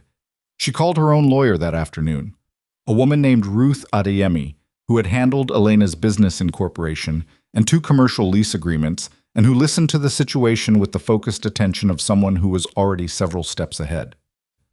You need a formal co-parenting agreement, Ruth said. Yesterday, ideally, before anything else happens publicly. He hasn't asked for custody. He will, or he should, for the children's sake. Formalizing the arrangement protects you both and creates a legal structure for the children's welfare that isn't dependent on your current goodwill toward each other. Ruth paused. You do have current goodwill toward each other? It's complicated. It always is. Get the agreement anyway. She called Minjun the next morning and told him what Ruth had said. He agreed immediately. Not after a pause. Not after a negotiation. Not with any qualification about what terms he expected or what rights he intended to pursue. He said, yes. Whatever you think is right. I'm not going to fight you on this. She had been prepared for a fight. Not having one was almost more unsettling. The agreement took 6 weeks and 3 rounds of revisions, mostly because Elena's conditions were specific and Ruth was thorough, and Minjun's legal team, to their credit, pushed back on exactly 2 things, both reasonable, both resolved without acrimony. The final document established scheduled visitation, defined protocols for decisions regarding education and medical care, stipulated a communication framework, and included a clause Elena had insisted on and which had required 2 separate conversations with Minjun to get right. A provision that Minjun would give a minimum of 72 hours notice before any international travel that extended beyond 2 weeks, so that the children were not left waiting for a visit that wouldn't come without understanding why. He read that clause and signed it without comment. She thought about that signature for several days afterward. Christmas arrived the way Toronto Christmases do, with genuine cold and the particular beauty of a city that knows how to do snow and does it seriously. The twins turned 6 in November, and the birthday party had been a chess and painting-themed event of Nia's design that Noah had agreed to with the grace of a young person who understood that sometimes you compromised on decor for the sake of household peace. Minjun had attended the party. It had been the first time he had been in Elena's apartment, which she had prepared for by spending 3 days telling herself it didn't matter, and one morning accepting that it did, and then doing what she always did with things that mattered too much. She cleaned the apartment thoroughly, rearranged 2 things, moved them back, and then forced herself to stop. He stood in her doorway with a wrapped present under each arm, and the expression of a man who understood that being invited inside was significant and was trying not to treat it too significantly. "Come in," she said. He came in. She watched him take in the apartment in the way a person takes in a space that tells them things. The drafting table in the corner with its current project, the shelf of architecture books next to the children's art books, the refrigerator covered in Nia's paintings and Noah's chess diagrams, the small framed photograph on the kitchen counter that was the same one she'd taken from their bedroom the night she left. Two people in Jeju, one of them laughing. He saw it. He didn't say anything about it. She respected that enormously. Noah made him play chess during the party. Minjun lost, which Elena suspected was partially genuine and partially strategic, and which Noah received with the satisfaction of a child who was not yet quite skilled enough to distinguish between the two, but would be in another year. Nia showed him the color mixing technique she had developed and got paint on his sleeve, which he looked at with an expression of complete unconcern that Elena had not seen on him since the early years of their marriage. After the party, after the other children had gone home, and the twins were in their room debriefing each other about the afternoon. With the intensity they brought to all post-event analysis, Minjun helped Elena clean up the kitchen without being asked. They moved around each other in the small space with the careful choreography of two people who had once known each other's rhythms very well and were now learning which of those old patterns still applied. He washed. She dried. "She mixed 11 colors to get that purple," Elena said, nodding toward a painting Nia had pinned to the refrigerator. "I know," Minjun said. "She explained the whole process, in significant detail. She gets that from you." He stopped washing. "What?" "The explaining things in significant detail. That's you. Noah's the one who figures things out quietly and doesn't tell you until it's done. That's me."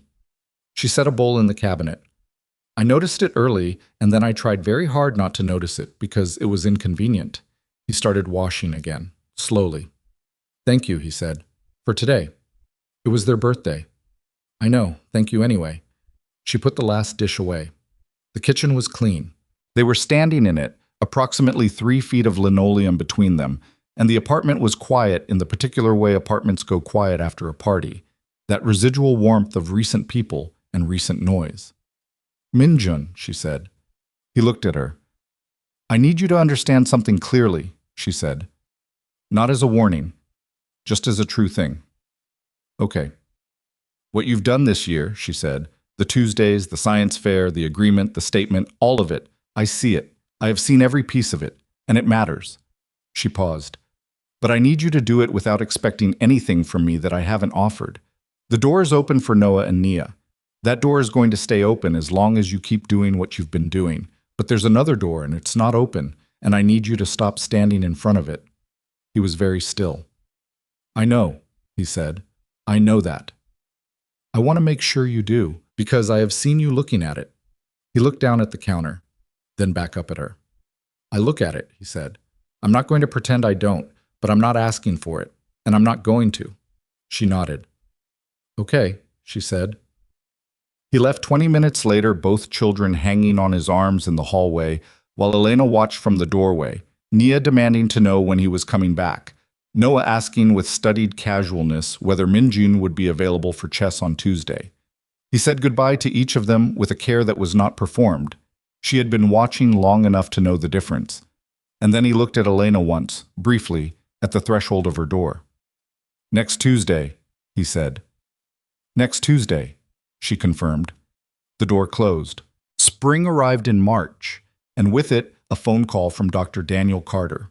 Elena had met Daniel in the NICU during Noah's second week, when Daniel had been on rounds as the attending neonatologist and had stopped at Noah's incubator to make a note in the chart, and then stopped again, a second time, to answer a question Elena had been afraid to ask any of the nurses for 3 days because she didn't want to seem like she was demanding information she wasn't entitled to. He had answered the question. And the next one. And the 4 that followed. She had, over the following weeks, learned that he was the kind of physician who believed that parents were part of the treatment team and who acted accordingly, which in practice meant that he never spoke to Elena in the simplified register that some of the staff used, and that he consistently found time she suspected he didn't technically have to sit with her in the NICU and explain what was happening in language that was honest and specific and did not protect her from difficult probabilities. He had been her children's doctor for 5.5 years. He had also been, over those 5.5 years, her friend, not without complication. There had been a period around the children's second year when it had been quietly clear to both of them that his interest in Elena was not purely professional, and Elena had been, with the same directness she applied to most things, honest about where she was and what she had capacity for. Daniel had accepted this with the grace of a man who respected a direct answer and had not pressed further. Their friendship had continued and deepened on its new honest terms, and Noah called him Dr. Dan and Nia called him just Dan, which Daniel had eventually stopped trying to correct. So when he called on a Tuesday in March and asked if he could speak with her about something, she said yes without hesitation. They met at the same cafe she had met Minjun in September, which she registered briefly and did not assign meaning to. Daniel ordered black coffee and folded his hands on the table and looked at her with the expression she recognized as his "I have something to say and I'm going to say it" carefully face. "I need to be honest with you about something," he said. "Okay." "I have been watching what's happened since September," he said, "and I have been trying very hard to be the kind of person who is purely supportive and without agenda." He paused. "I'm finding that difficult." Elena looked at him. "I'm not going to make this complicated," he said. "I care about you. I think you know that. I have cared about you for 4 years in a way that is not strictly in the category of friendship, and I have not said so because you were not in a place to hear it, and because I respected that boundary, and I still do." He held her gaze steadily. "But I think you are building something with Minjun that I need to understand, and I need to understand it directly from you. Not because I have any claim on you, but because Noah and Nia matter to me and you matter to me, and I'm watching this from the outside and I can't tell what direction it's going." Elena said nothing for a moment. She thought about the kitchen, the dishes, the look at the door she had told Minjun to stop standing in front of. "It's not going in the direction you think it is," she said. "He is their father. He is earning that in a way I didn't expect him to be capable of, and I am allowing it because it's right for them." She looked at Daniel. "It's not more than that." Daniel looked at her steadily. "Are you sure?" She thought about that with the seriousness the question deserved. "Yes," she said. He nodded slowly, let out a breath. "Then I'm going to say something else," he said. "And this is harder to say, so I'm going to need you to just let me finish." She waited. "I would like to be in your life in a way that is less provisional," he said. "I understand that you have been through something that makes trust expensive. I understand that Minjun's reappearance has made everything more complicated. I am not asking you to make a decision tonight or next week or in any particular timeline." He held her gaze. "I'm asking you to know that I'm here, that I have been here, and that I'm not going anywhere regardless of what you decide." The cafe was quiet around them. Elena looked at this man, this careful, honest, steady man who had sat with her in a hospital at 2 a.m. and answered questions she was afraid to ask, and had been, in every way that mattered, present for 5 years in exactly the way she had built her life to not need anyone to be. "I know you're here," she said. "I have always known that." "That's not quite an answer." "I know," she said. "Give me time." He nodded. He had always been, fundamentally, a person who understood the value of giving someone time. It was one of the things that had made him good at his work, and, she thought now, at this. She walked home through the March air, which was cold enough to matter but not cold enough to be brutal, and she thought about 2 men who loved her children in entirely different ways and with entirely different histories, and she thought about a door she had told one of them to stop standing in front of, and she thought about whether she still believed what she had said. She thought about it for a long time. She was still thinking about it when she turned onto her street and saw, from half a block away, the dark car she recognized parked outside her building, Minjun's, though he was not in it, and when she looked up, she saw him standing on the sidewalk outside her building with both children beside him, Noah with his chest bag, Nia with paint on her jacket that she definitely had not left the house with that morning, and the 3 of them were apparently in the middle of a conversation about something that made Noah laugh out loud, not his usual compressed, private, almost laugh, but a full one, sudden and bright, and completely unguarded, his father's jaw and his mother's laugh. And Minjun was watching his son's face with an expression Elena had no name for. She stopped walking. She stood half a block away on a March afternoon and watched her children with their father, and she felt the full weight of every decision she had made since a hotel room 6 years ago. and she asked herself the question she had been avoiding since September. Not about Minjun specifically, and not about Daniel specifically, but about herself, about what she wanted, about whether the careful peace she had built was the life she was choosing or the life she was hiding in. And the answer that arrived was not clean or simple or the kind that resolved anything quickly. But it was honest. And she walked toward her children. Noah saw her first. "Mom, Dad taught me a counter to the Queen's Gambit that Mr. Okonkwo doesn't know." "How do you know Mr. Okonkwo doesn't know it?" "Because Dad said it was obscure." "It is obscure," Minjun said, and his eyes moved from Noah to Elena with the careful attention of someone who could read her face well enough to know that something had shifted in the last hour and was waiting to understand what. Nia held up her jacket sleeve. "I found new paint colors at the art supply store. Dan's cousin works there and he gave us a discount." Everything in Elena went still. Not on the outside. On the outside, she was looking at Nia's jacket and asking about the colors and being a mother on a sidewalk in March.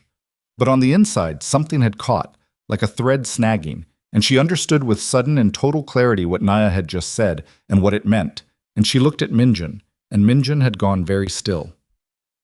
"Dan took you to the art supply store?" Elena said. "He picked us up after chess," Nia said. "He said you knew. He said you were at a meeting and he was going to get us and take us for snacks, and then Dad was going to pick us up from the cafe." She frowned. "Did you not know?" Elena looked at Minjun. Minjun looked at Elena. Two people standing on a sidewalk with two children between them, each of them doing the same arithmetic simultaneously. The arithmetic of two men and one woman in one afternoon, and a very specific sequence of events that nobody had coordinated and nobody had intended, and which had somehow resulted in the three people who mattered most to Elena existing on the same sidewalk in March, without any of the careful, deliberate structure she had built to keep everything from colliding all at once. "I knew," Elena said to Nia. She had not known. She looked at Minjun once more, and in his face she saw something that had not been there in September or November or December. Not the grief of a man who had lost something, not the careful hope of a man trying to earn something back, but the expression of a man who has just understood, with absolute clarity, that the story he is in has more people in it than he had accounted for, and that the next thing he says or does is going to matter in a way he cannot fully. The sidewalk held all of them for another 30 seconds that felt considerably longer. Nia had moved on, the way Nia always moved on, already examining something on the ground near the building entrance with the total absorption of a child whose attention was a spotlight, brilliant and narrow and continuously sweeping.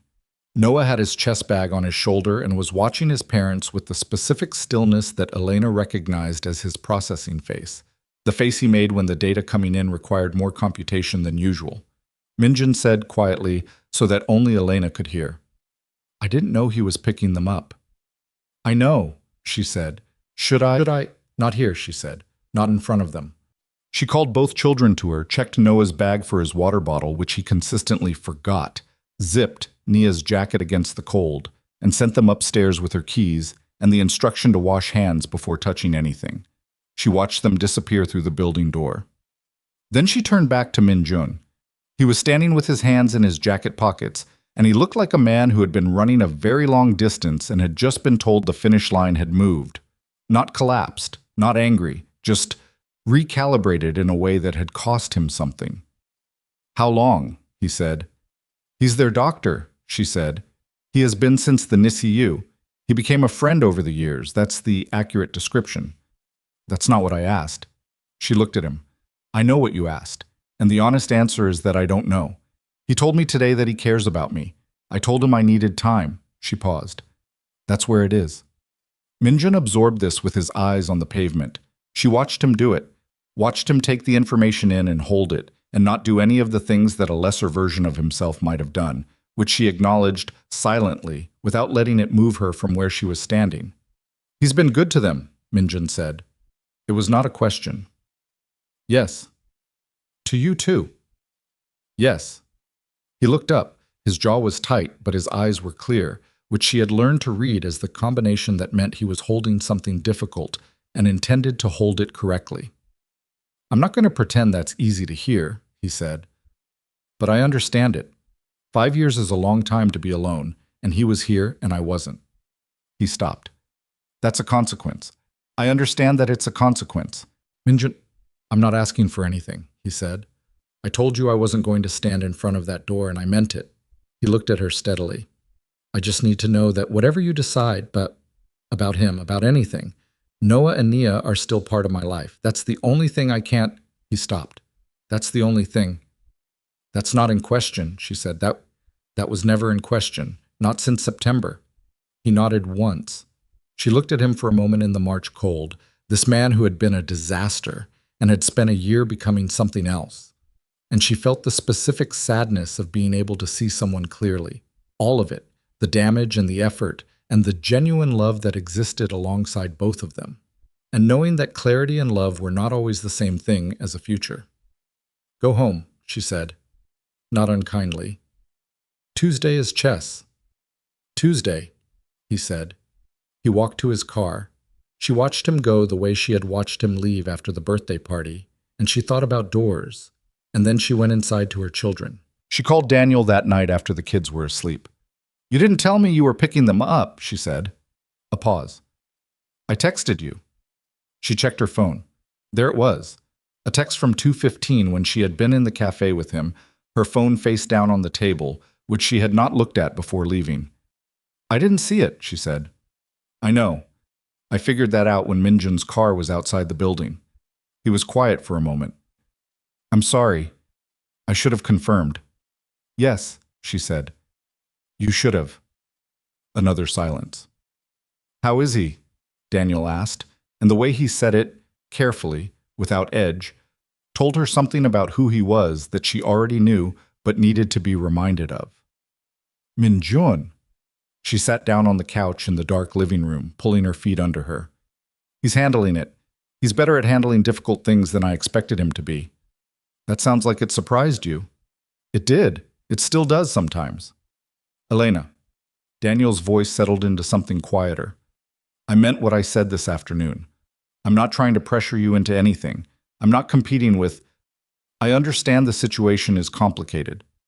It's not a competition, she said. I know that. I need you to hear me say something, she said, and I need you to let me say it without interrupting or responding until I'm done. Okay. She took a breath. You have been one of the most important people in my children's lives and in mine for 5 years. That is real, and it is not small, and I do not take it for granted. You showed up for us in every practical and unglamorous way that matters. Not because you had to, not because of any obligation, but because you chose to, and I have not been unaware of that. She paused. I have been afraid of it, which is different from being unaware. I have been afraid because the last time I trusted someone with that level of access to my life, it went very badly, and I have been protecting myself in ways that were sometimes unfair to you. She heard him breathing. I'm telling you this because you deserved to hear it a long time ago, she said. Not as a promise, not as an answer to what you asked me today, just as a true thing that I owe you. A long pause. Thank you, he said. Don't thank me for being late with it. I'll thank you for saying it at all, he said. She sat in the dark living room for a while after they hung up, listening to the sound of her apartment being quiet, and she thought about what it meant to live honestly inside a life that had been built from the materials of catastrophe. She had done it. She had built something real. The question she had been refusing to ask herself directly for several months was whether she was now protecting that something or hiding behind it. She didn't answer the question that night, but she stopped refusing to ask it. April brought a meeting she hadn't requested. Kong Sujin called on a Thursday morning. Elena recognized the number now. She had saved it under a name she wouldn't repeat to anyone, and she considered not answering for approximately 5 seconds before she picked up. I'm going to be in Toronto next week, Sujin said. I would like to meet the children. Elena set down her coffee cup. No, she said. A pause. Miss Brooks, I'm going to tell you something, and I want you to hear it clearly, Elena said. You are their grandmother by biology. That is a fact I cannot change and don't intend to. But you threatened me when Nia was 4 months old. You made a decision that kept 2 children from knowing their father for 5 years. And you made that decision because you calculated that they were a liability. She kept her voice level. I am not going to introduce my children to a person who has looked at them as a liability. Not yet. Maybe not for a long time. Silence on the line. I understand, Sujin said. Good. I am not calling to argue, Sujin said. I'm calling because there are accounts, money that was set aside for their education, their future. I set them aside 4 years ago. I don't say this to negotiate access. I say it because the money is theirs regardless of anything else, and I want to make sure it reaches them. Elena was quiet. My attorney will contact yours, Sujin said. No conditions, no strings. Another pause. I understand that nothing I do changes what I did, but I intend to spend whatever time I have left doing what I should have done in the beginning, which is recognizing that those children are Kong Min Jun's children, and that means they are also mine, and they deserved better than what I gave them. It was the most honest thing Elena had ever heard Kong Sujin say. It was also not enough. And it was also not nothing. Both things were simultaneously true, which was becoming Elena's most familiar condition. Have your attorney call Ruth Adeyemi, Elena said. She handles matters involving the children. Thank you, Sujin said. Elena hung up. She sat at her desk for a long moment. Then she wrote Minjun a text. Your mother called. She wants to send money for the kids' education. No conditions, she says. I'm routing it through Ruth. Thought you should know. His response came in 3 minutes. I didn't know she was going to do that. Are you okay? She looked at the question. Are you okay? 3 words from a man who had once failed spectacularly at knowing what she needed, asking now with the specificity of someone who had learned that the question mattered. She typed, yes, just processing. He sent back, take your time. She put her phone down and went back to work. Summer arrived and the children turned 6.5, a milestone Nia considered highly significant, and Noah considered mathematically arbitrary, and the custody arrangement moved through its first full cycle without incident, which Elena acknowledged to Ruth as a minor miracle, and Ruth acknowledged as a reasonable starting point. Minjun had restructured his schedule so that he spent 12 days of every month in Toronto. He had taken an apartment 20 minutes from Elena's building, in a neighborhood Noah had approved as being close to a good chess supply store. He had met Mr. Okonkwo, who had beaten him twice in a row and then declared him a worthy opponent, which was the highest form of praise in Mr. Okonkwo's vocabulary. He had not asked Elena again about the door.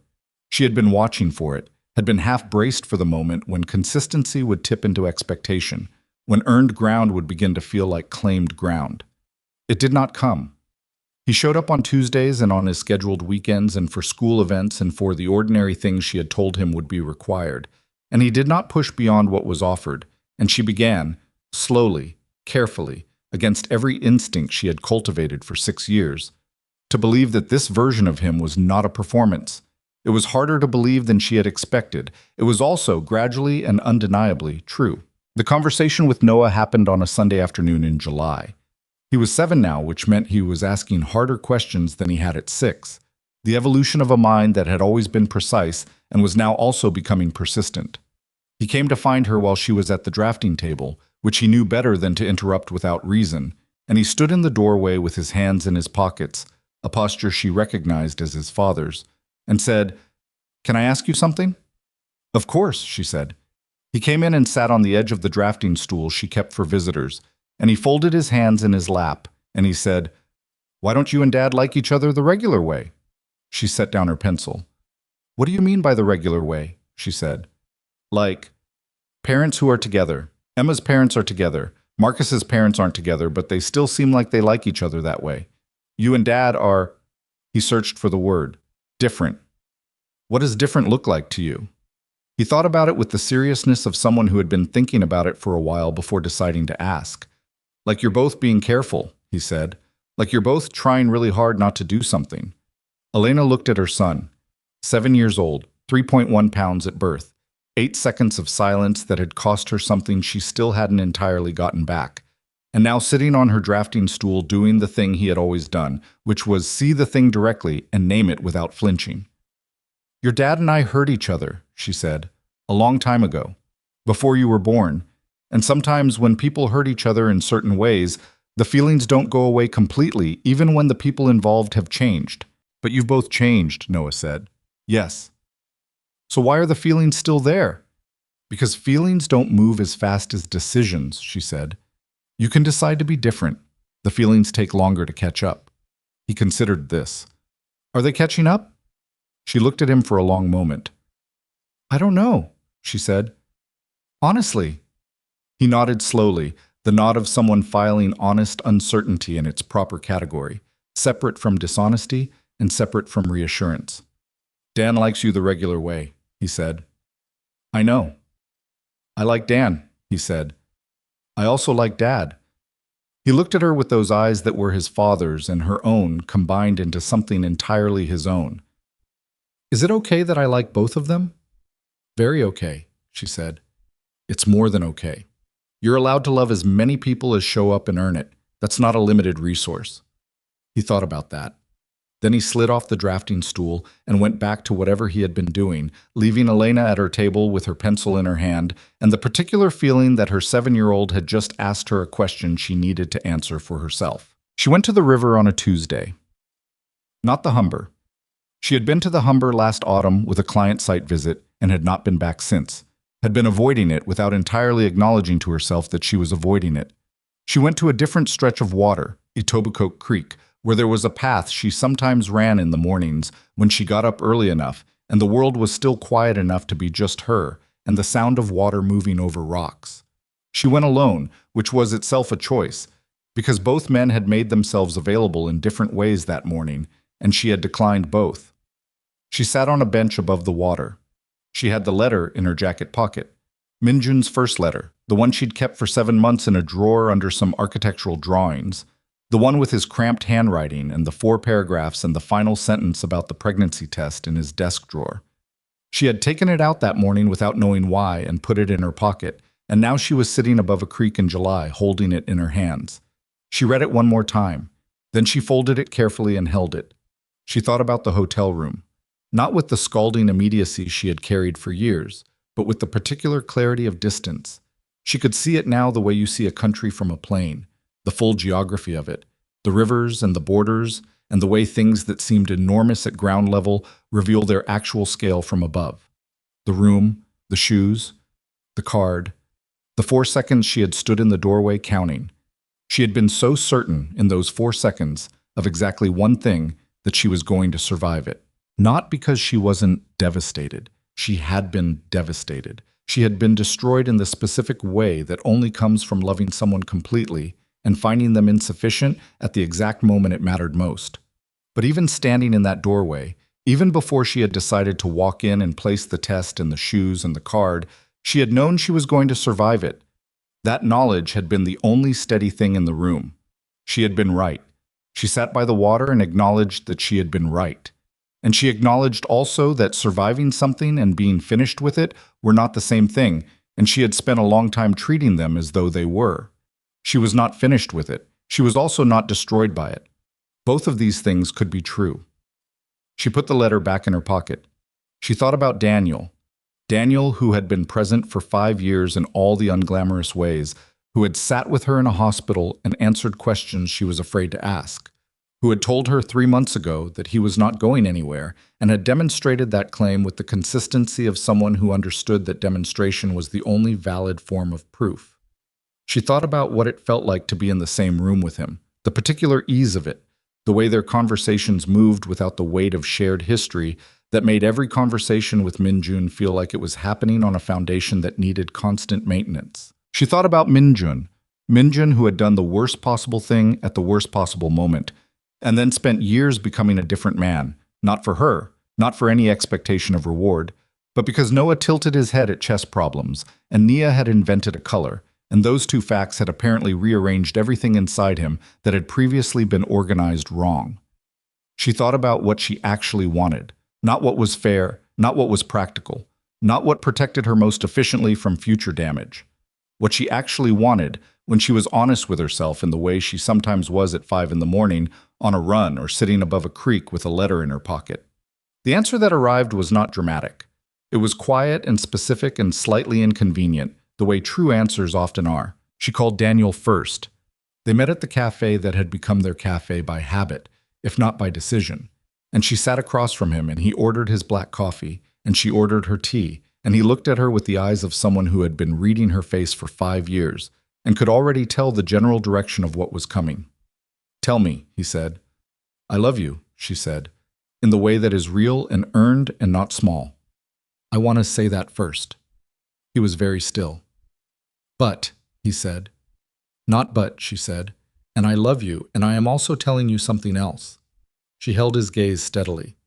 I am not ready. I don't know if I am going to be ready.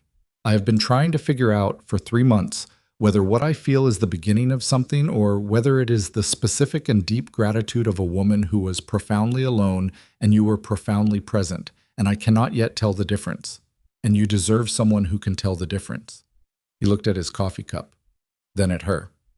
That's an honest answer, he said. It's the only one I have. Can I say something? Yes. I have known for a long time that this was a possibility, he said. I went in with open eyes. So I want you to know that whatever you decide, I don't feel cheated. I feel grateful that you told me the truth. He paused. And I want you to know that I'm going to keep being their doctor. And I'm going to keep being your friend. Those things aren't contingent. Her throat tightened. You're a good man, she said. I mean that without any complicated weight behind it. You are just genuinely a good man. I know, he said, and almost smiled. It's occasionally inconvenient. She did smile. It arrived before she could decide about it. They sat together for another hour, talking about other things, the way people who have said the hard thing can sometimes return to the relief of ordinary conversation. And when she left, she felt both lighter and sadder in the proportion that honesty usually produces. The discomfort of having done the right thing balanced against the discomfort of knowing the right thing had a cost. She went to Minjin's apartment that evening. She had texted ahead, "Can I come by?" An hour. He had texted back, "Yes. Do you want me to make coffee?" She had texted back, "Please." He answered the door in a sweater and jeans, which was the most informally she had seen him dressed in approximately 6 years. And he stepped back to let her in, and she walked into the apartment that was his, but felt like the careful construction of a man trying to build a version of himself that matched his intentions rather than his history. There were chess books on the shelf next to architecture books. Her field, his interest in her field, coexisting without commentary. There was one of Nia's paintings on the refrigerator, a version of the invented color against what Nia had described as a sky that was better than regular sky. There were 2 small photographs on the kitchen counter, both taken in the last year, both of the children. He handed her coffee, and they sat at his kitchen table, which felt less fraught than a cafe and more honest than the sidewalk had been. I talked to Daniel today, she said. He held his coffee cup and said nothing, which was correct. I told him I wasn't ready, she said, and that I didn't know if I was going to be, because that was true. Minjin set his cup down slowly. I'm not telling you this as an invitation, she said. I want to be very clear about that.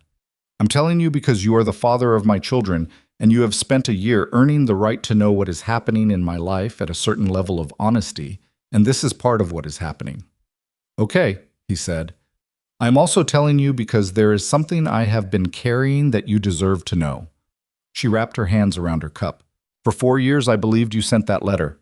I made every decision about what I was willing to give you, what I was willing to trust, based on the belief that you knew where we were and chose to threaten me rather than show up.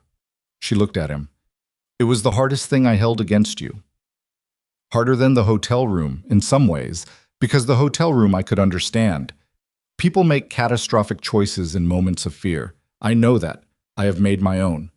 But the letter was cold. The letter was calculated, and I thought it was you. He was looking at her with an expression she hadn't seen before. When I found out it was your mother, she said, something changed. Not everything. The hotel room is still the hotel room. You still made the choice that started all of this. But the 4 years of silence, the 4 years of believing you had looked at your own children and chosen your reputation, that was a weight I was carrying against you that wasn't yours to carry.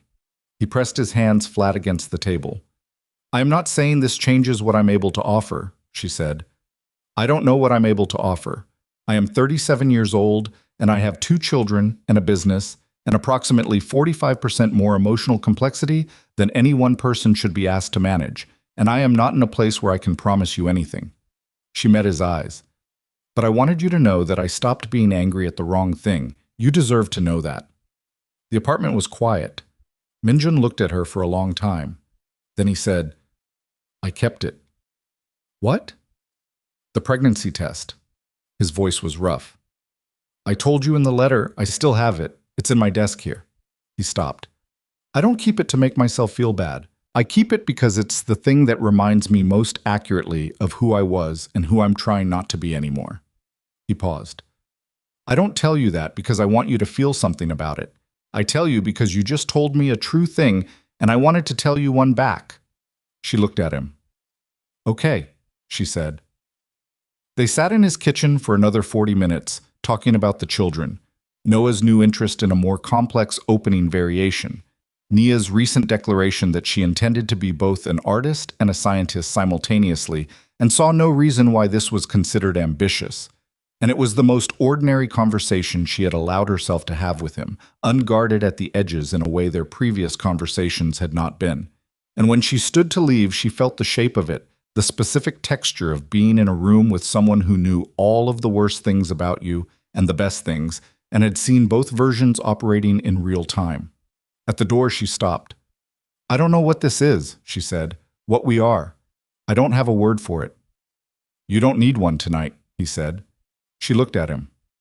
Tuesday, she said. Tuesday, he said. She went home. The park that summer became the place where she understood most clearly what she had built. It was an ordinary park, the kind that exists in the middle of ordinary neighborhoods, with a path around a central field and benches along the edges and two old oak trees that the children had named in a naming ceremony of Nia's design, Gerald and Patricia. Gerald was the taller one. Patricia had the better roots, Nia had explained, which was why she had the feminine name. On a warm afternoon in August, Elena sat on a bench while her children ran across the grass. She had coffee. She was not working. She had gotten better, slowly and imperfectly, at not working during moments that were not meant for it. Minjun arrived at 3, as scheduled, and sat on the bench at the other end of her. Not next to her. The respectful distance of two people who had negotiated their proximity carefully and were honoring the negotiation. He had coffee too, which she had not asked him to bring, and which he handed to her without comment because her cup was empty and he had noticed. She accepted it. Daniel arrived at 3:15 from the other direction, with the slightly hurried walk of a man coming from work, his jacket over his arm, his face doing the transition from professional attention to personal ease that she recognized from 5 years of watching him make that shift when he walked into a room that contained people he loved. He nodded at Minjun. Minjun nodded back. Neither man said anything more than that, which was not the absence of something but the presence of a specific and hard-won choice. Two people who had decided, separately and for the same reason, that the children in the field were more important than the complicated feelings on the bench. Nia saw Daniel first. She screamed his name with the volume she brought to all announcements of equal importance and ran toward him with her arms already out, and Daniel caught her and spun her once, the way he had done since she was 3, and Nia said something into his shoulder that Elena couldn't hear from the bench. Noah had looked up when Minjun arrived. He raised a hand, a small, serious wave, and went back to what he was doing, which was examining something on the ground near Gerald the oak tree, and then 5 minutes later he walked over to where Minjun was sitting and said, without preamble, I've been thinking about the counter to the Queen's Gambit. What have you been thinking? It only works if they don't know you know it, Noah said. Mr. Okonkwo figured it out last Tuesday, so we need a new one. Sit down, Minjun said. Tell me what you've got. Noah sat. Elena watched her son sit beside his father on a park bench in August and begin explaining a chess problem with the focused intensity of someone who had finally found an audience for the frequency he'd been broadcasting on his entire life. And she felt something arrive that was not happiness, in any simple sense, but was so much more durable than happiness that she didn't have another word for it. Nia arrived at Elena's elbow with Daniel behind her. Gerald has a new branch, Nia announced. It grew since last time. I measured it. How did you measure it? Elena said. With my arm. It's 1 arm and 2 hands long. That's a very standard unit of measurement. I know, I invented it. Daniel sat beside Elena, not at the far end of the bench, but beside her, the proximity of someone who had been told the truth 3 weeks ago and had taken it in and come back anyway, because he had meant what he said about not going anywhere, and Elena, who had spent years testing that claim in ways she hadn't entirely acknowledged, moved over slightly to make room. She looked at what was in front of her. 2 children on a bench and a field. 2 men who loved them differently and were both present. A summer afternoon that would end and be replaced by another, and then another, and eventually by autumn and chess club and school events, and ordinary Tuesdays stretching forward into a future she had built from materials that should not have been sufficient and somehow were. She thought about the hotel room, not for the last time. She understood that she would think about it for the rest of her life. The way you think about the things that changed the direction of everything. Not with pain exactly, but with the knowledge of a person who has carried something heavy long enough that the carrying itself has become part of who you are. She had been so young. She had been holding baby shoes. She was 37 years old now, and she was sitting on a park bench in August, and her children were arguing with affectionate ferocity about whether Patricia the oak tree also had a new branch, or whether Nia was wrong, and the argument had the particular quality of two people who fundamentally enjoyed disagreeing with each other, which meant they fundamentally enjoyed each other, which meant she had done something right in the years when doing anything right had seemed like more than she could guarantee. She had not saved her marriage. She had not repaired everything that broke. She had not arrived at any destination she had originally planned to arrive at, and the life she was living on this bench in this park bore almost no resemblance to the life she had been planning to build with the man who had not heard the door open on March 14th, 6 years ago. But her son was explaining chess to his father with the intensity of someone who had finally found an opponent worth explaining to. And her daughter was wrong about Patricia's new branch and was going to need someone to tell her so, and the someone was going to need to be careful about it. And the coffee was warm. And it was enough. Not despite everything, not in spite of the hotel room and the NICU and the letter and the 5 years and the grief that had arrived in waves she had mostly managed to surf rather than drown in. Because of all of it. Because she had survived every piece of it and brought two people into the world who were going to be extraordinary, not because of her or in spite of her, but simply as themselves. Entirely, stubbornly, specifically themselves. Nia turned from the tree and shouted across the field, "Mom, Patricia definitely has a new branch. Noah is wrong." "I hear you," Elena called back. "Tell him he's wrong. Come tell him yourself." Nia's expression at this response was one of theatrical outrage that collapsed immediately into a grin, and she ran back toward the bench with Noah already running to intercept her, both of them loud and fast and entirely unconcerned with anything except the velocity of being 6 in a park on a warm day in August. Elena watched them come. She did not look at the men on either side of her. She looked at her children running across the grass, and she thought, this is what I built, not what I planned. Not what I imagined holding in a hotel elevator with baby shoes in my hand. This exact, specific, improbable thing, assembled from the wreckage of one night and 6 years and more work than she had ever imagined a human person could sustain. This. And it was, without